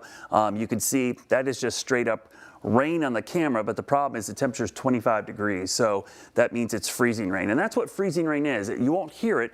It'll look and feel like rain falling, but it falls when the temperature is below freezing. And our camera, we had a visible camera here over at the Speedway, but now it's getting iced over because the rain is falling everywhere. The trees, we'll watch the trees. They're going to start accumulating ice very quickly. The roads are covered from the sleet, so this is kind of the worst case scenario for travel. You put down a thick layer of sleet initially and then throw rain back on. It kind of cements it together. It's like super glue and kind of makes for this thick ice pack. There's the temperature. It is coming up. We're up to 28, 29, so we want to see that temperature get above freezing. If it does not, this is all going to stay ice. So this is going to continue to freeze over. I mean, you could see across the entire area, you're not seeing anybody above freezing until you get to Morganton and Boone or areas west, because they're higher elevations. That's where the warmer air is. So solid freezing rain now with temperatures in the 20s. The freezing rain is going to last probably through about 8, maybe 9 o'clock. The back edge is way back here towards Asheville. Once this moves through, the winds might pick up as well, and that could lead to some tree damage as well. So something we'll keep an eye on. So a quick look. Yeah, the sleet and freezing rain, big time issues here between 8 and 9 o'clock. Hazardous travel, no power issues yet, but those could go up, and we're monitoring that closely. We'll have another update in the full newscast coming up at the top of the hour. All right, taking it back there from Brad. We do have reporters who are still out in the field who are monitoring these conditions for us. And as you just heard Brad say, they are picking up. Miles Harris is in Monroe for us right now in Union County. They've already canceled school there, of course, because of what we're seeing. And this is going to refreeze, Miles, so it's going to have a whole different effect tomorrow morning as well. Yeah, you're right about that, Colin. You guys had heard Brad talk about it, that sleet that's coming down near that Charlotte area and maybe even a little bit north of that as well. We are seeing that actually come down a little bit here in Monroe as well. So the sleet started to kind of come down here around 5 o'clock, and so that adds on to the layers that we've already seen on the sidewalks, on the concrete, on the roadways, from even starting as early as overnight where we were seeing the colder temperatures and the windier conditions as well. I'm going to go ahead and step in front of you and show you exactly what we are seeing down on the ground right now. So we're in the parking lot right now just near our hotel. But we talked about how tough it is just beyond the snow, right? So if I try to dig down in there, there's not a whole lot to kind of get through, and it's just a lot of ice right there as well. So even if I'm trying to kind of scrape off around that, you can hear that slush. That is all just ice on top of more ice. And as we're kind of hearing and seeing more of the sleet kind of come down as well, we know that it's going to get more colder overnight, which means that things are going to stick. And so it's going to be really interesting to see what it'll look like on the roadways as well as even on the sidewalks. We know that there has been a ton of closures in the Union County area. You mentioned it, Union County Public Schools. They're going to be closed tomorrow. We also know that they have closed a lot of their also government buildings as well for precaution and safety with these icy road conditions. But we have seen a lot of salt trucks. We have seen a lot of those plow trucks out here as well, trying to keep the roads as smooth and as safe as we possibly can. But again, emphasizing it, if you don't need to be on these roadways, please try to avoid being on the roadways right now and let the people, the officials, the experts really do their job and try to making sure that these roads stay safe so that when this stuff does clear out, that things can kind of be a little bit more normal once this winter weather kind of clears out here, Colin. Great advice, Miles. Yes, hopefully people will heed that advice as we go into the evening hours and into tomorrow morning. Already in York County, they've canceled schools as well. And our Anna King is in Rock Hill, seeing the changeable conditions that we are seeing in Charlotte as well. Freezing rain started there, obviously, because it's more south than Charlotte, Anna. But the conditions are people. I see a truck behind you. Are people still making their way around town, as from what you can tell?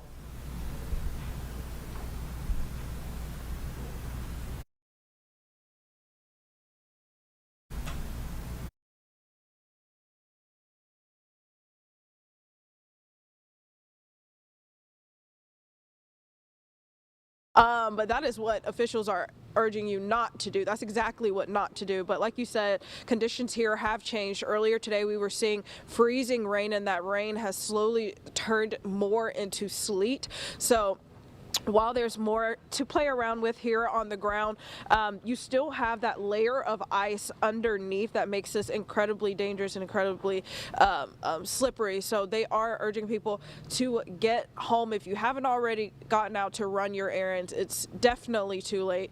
We've seen some people stop by the gas station here to try to fill up. One person I did see stopped on the side of I-77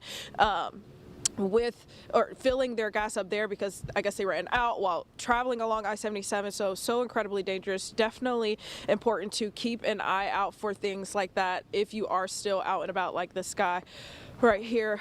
But yeah, we will continue to monitor this. We are right now here on Dave Lau. So earlier today we were on Cherry Road, but Dave Lau is typically known to be a problem area when it comes to flooding and sitting rain anyway, or sitting water anyway. So we definitely wanted to just head here and keep an eye out on what conditions look like out here. Yeah, the conditions, they're going to get worse, too. Our meteorologist already saying this freezing rain, obviously that's this transition. It's happening now. So the conditions are going to deteriorate pretty quickly here. Anna, thank you so much for being available for us in Rock Hill. We'll continue to watch the conditions here on WCNC Plus. And in fact, at 6 o'clock, we'll have our normal show on WCNC Charlotte, our linear show. So for those watching on WCNC Plus, don't forget to change over. And in fact, we might be on air for the foreseeable future until this clears up, as we have been throughout the last 12 hours, if not more. So we're going to take another 2-minute break, and we'll come back right after this.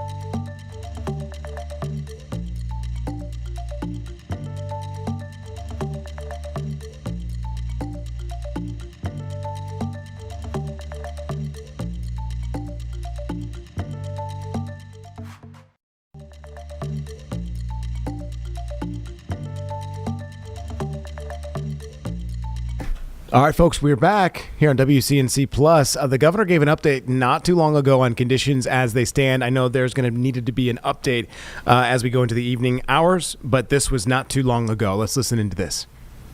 And as our utility partners work hard to restore power. If you lose power, contact your utility immediately.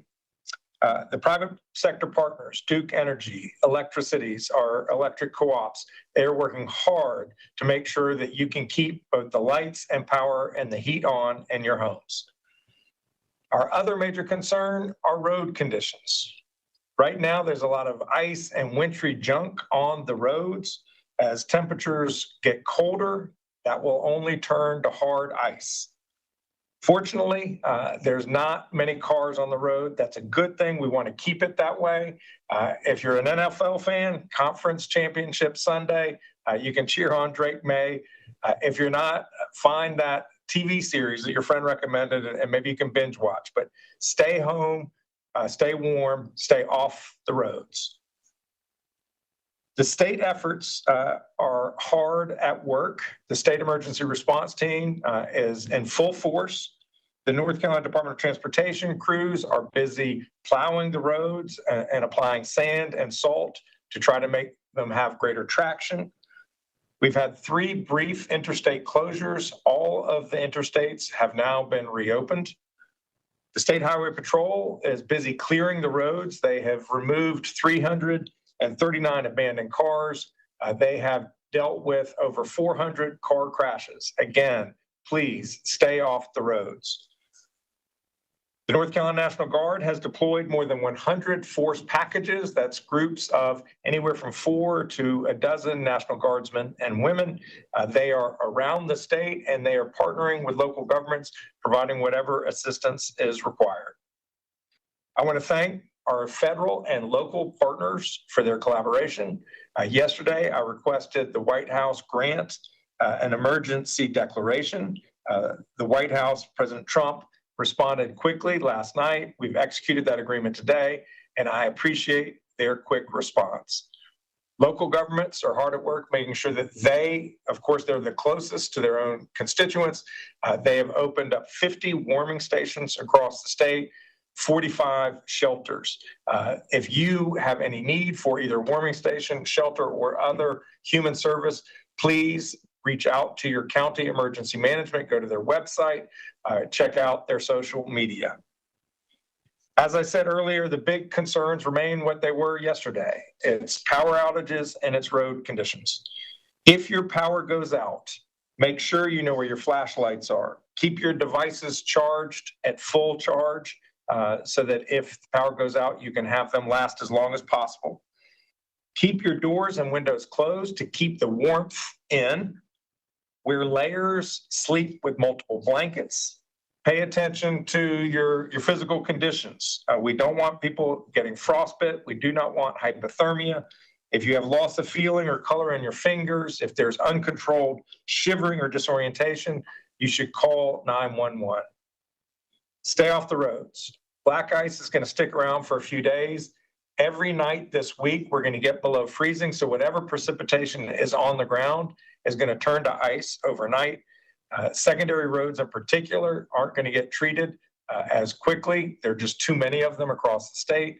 So understand that road conditions will remain dangerous into next week. If you have to drive much slower than normal, give much more distance than normal so that you have more time to respond. Do not make sharp turns or a sudden stop. Last thing is check on folks out there who you fear are vulnerable. This is the time. All right, folks, we're going to cut into the governor right now because we do have Bria Smith standing by in Gastonia. In Gaston County, there's a huge accident that I'm sure you're aware of on I-85 that they are still trying to clean up. Seems like the roads behind you look decent despite all of the sleet we had and now freezing rain, Bria. Yeah, absolutely, Colin. As you can see, cars are driving by here on New Hope Road, pretty much connected to that highway on I-85 where that truck did overturn earlier. It seems like people are able to get to point A and point B pretty safely, but yeah, that accident on I-85 did have traffic stopped very far back onto the highway there. So it's just a reminder that, you know, county officials have just reiterated to just be careful, drive safely and cautiously. I did speak with law enforcement to get an update on the individual that was driving that semi-truck, and there are no injuries. If any, they're probably very minor, so that's some good news there. But again, just a reminder that you do want to drive carefully when you are out on these roads, as I don't think things are getting any better, but again, always wanting to take caution, Colin. Absolutely, Bria. That's the first thing that people should heed. Obviously, that advice is good as we head into this the evening period, and then as it refreezes into tomorrow. Bria, thank you. We're going to take a 2-minute break, guys, and we're going to get closer now to our live show at 6 o'clock on WCNC Charlotte. We'll see you in a couple minutes.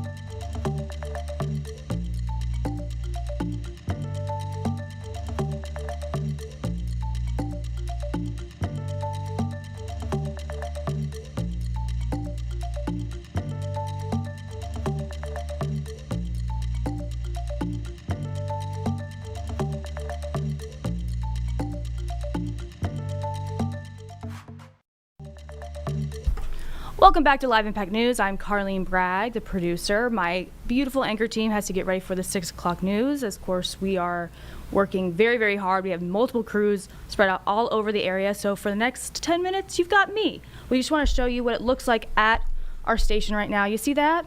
That's right on our weather patio. Looks like freezing rain. This is serious, guys. It's freezing. This water is hitting the ground and freezing instantly. So we just want you to be aware. We don't want to put any panic out there, but we want you to be aware. We should all be where we need to be and hunker down at this time. Now, moments ago, the governor, Josh Stein, gave an update about weather conditions. We started this for you, but we want to finish it out. For us all to be good neighbors. Think about somebody who just needs to know, you just need to know that they're doing okay. That's how we're going to get through this storm together. I appreciate you all. And at this point, I'll turn it over to Director Ray. Thank you, Governor. Good morning, everyone. So we'll first start with a weather update. I think key takeaways as we move through today is a major winter storm is underway across much of North Carolina and will linger into early Monday morning. We still have a bit more of time before this storm and its impacts fully clear the state. A winter storm warning, ice storm warning, and winter weather advisory also remain in effect across much of North Carolina into Monday. Since last evening, we've seen snow, sleet, and freezing rain all being reported across North Carolina. And by sunrise today, at least 1/4 inch of ice accumulation had been reported across our southwest mountains. Areas of snow and sleet that remain across the mountains are forecast to change over to freezing rain this morning, with the greatest ice accumulation expected along the southwestern mountains and portions of our Blue Ridge Escarpment. Freezing rain across portions of eastern North Carolina is expected to change over to rain throughout the day today. While we may see some lulls in precipitation through the day for some locations of the state, a final round is expected to push across the state Sunday evening and overnight. The greatest impact Sunday will continue to be from ice accumulations, where 1/4 to 1/2 inch of elevated flat ice accrual remains possible across portions of the mountains, our foothills, and into the Piedmont. Dangerously cold temperatures are forecast through next week, with low temperatures dipping into the single digits to near zero Monday night and into the teens and 20s through the remainder of this week. As the governor said yesterday, the White House approved his request for an emergency declaration. This allows for direct federal assistance to support emergency response, life-saving support, should the state require that level of assistance. There are 55 county emergency operations center activated across the impacted area today, with 72 local states of emergency in place. The state emergency response team remains postured to support our local communities, both in commodity distribution or in supporting local public safety response. As the governor said, in addition to the work that the power companies have done, we have base camps across the state for Duke Energy to surge restoration crews into impacted areas, along with mutual aid crews from both our electric co-ops and our partners in the electricities. To reinforce some personal preparedness information, as the governor stated, many communities across the state have opened shelters and warming centers for those who cannot stay at home. You can find that updated information, what's available in your community, by visiting your local government or local emergency management website and social media feeds. Additionally, for winter storm information and important links, please visit readync.gov/winterstorm 2026. And finally, as a reminder, roadway conditions have deteriorated since last night. They will continue throughout the day today and into the evening. The safest thing remains to stay at home and let our first responders, the State Highway Patrol, and the NCDOT the ability to work safely. Thank you, Governor. Secretary Johnson. Thank you, Governor. Director Ray. Yes, I want to reiterate, we appreciate everybody's cooperation. It was great to come into the State Transportation Operations Center this morning and see almost no cars on the road other than plows and other DOT equipment they're working to clear the road and spread salt and sand across the state. This is a widespread storm with many roads have been impacted and are dangerous to travel on. We've got 2,500 employees working in storm response right now. They've already spread 32,000 tons of salt. I'm sure that number's changed since I walked in here, and it will continue to grow throughout the day. They've also already put in additional 800,000 gallons of brine on the roads. We've got 1,300 trucks in operation, along with almost 1,000 contractors. So we're working hard to treat. Today we focus largely on interstates and major U.S. routes and 4-lane highways. The secondary routes will take some time. With lingering cold temperatures, it may be days before some of those secondary routes become passable. So I encourage everybody to use extreme caution before they venture out. And also check driveandc.com for the latest road conditions. The ferries, most of the ferries are operational. None of them are impacted by storm. There were some closures this morning due to fog. All rail travel has been canceled. Again, we encourage people to stay at home, stay off the roads, and allow our folks to do their best that they can to clear these interstates. All right, you just heard the governor and emergency management officials earlier today giving an update on crews. Of course, roads are a big concern. This is a look at our weather patio right here in our studio in West Charlotte. Freezing rain, sleet coming down pretty good. Another major concern right now, of course, power outages. Honestly, right now in the Charlotte area, it's not too awful. Right now, across our viewing area is about 2,000. West of us, quite a bit more. But our Chris Mulcahy actually got a chance to talk to Duke Energy crews earlier today about how they're preparing for a massive outage event. Let's take a listen in. All right, so we want to now shift gears over to my main concern, which should be our main concern, and that is still the chance at power outages. Now, a lot of people are saying, hey, no, it's over. No, we still very much have our best chance for freezing rain, which is now mid to late afternoon heading into the early evening. So I want to talk to Ben Williamson from Duke. Good day to you. So but my biggest question is, you have a lot of people on standby. We haven't had too much going. Kind of what's the plan going forward? Kind of what's the chatter, even though not much has happened, and especially with everything that's happening to the west already? Yeah, I think think you guys it's good for you guys to hear what you guys are saying, right? Our biggest thing right now is that this is far from over. We're sitting just under 8,000 outages right now, roughly across the Carolinas. Most of that, we're seeing the most impact, certainly in the western part of the state, south of Asheville. But again, we've still got many hours, like you guys have talked about freezing rain. So we've got crews that are already out where they can. There is some areas that the roads are holding up okay, and so we do have some crews that are already out making some repairs and restoring power where it's safe. But we do expect the road conditions to deteriorate and this ice to continue to build up, which is going to bring more limbs down, more trees. So we're going to probably see those numbers climb. And then when you talk about half an inch of ice, even if we don't have trees or limbs coming down on our lines, that can bring those lines down and snap those lines on their own. So I would just encourage everyone, if you still have power, that's fantastic, but use this time to continue to plan, right? So if you charged up all of your things yesterday, make sure they're all still charged at this point. So we're all part of a community, Ben. So what are some things that you would like to say to people? Because let's say the worst case scenario. Let's say that all of a sudden we get this last minute ice on top of everything that we have. You guys are going to be very busy. What can people do and be mindful as you guys are doing the repairs, cleaning up the roads? What can people do to really make society run better and then also your jobs easier? Yeah, I mean, I would say the first thing, and I'm just getting off an operations call, and what we're seeing, unfortunately, is a number of our outages being caused by hit power poles, people crashing into power poles or running off the road and hitting poles, and so that just reiterates the fact that please, if you do not need to be on the roads, please try to stay off the roads. We don't need to add additional challenges to this situation. So that's the first thing, concerning to see that that's an issue that our crews are dealing with. And then secondly, report your outage if you've got it. I mean, if you are on an outage, it really helps. We have an entire team dedicated to mapping damage. And if you report your outage, whether it's through our website or it's through our app, or you can text out to 57801, that gives us an additional data point that we may or may not have. And it helps us map out where the hardest hit areas are and where we can go and attack once it's safe to do so. Like I said, I mean, our crews, we do have some crews out right now making repairs where they can, but as the roads continue to deteriorate, we may have to put a pause on some of that. And so that's what folks can do right now to help us out.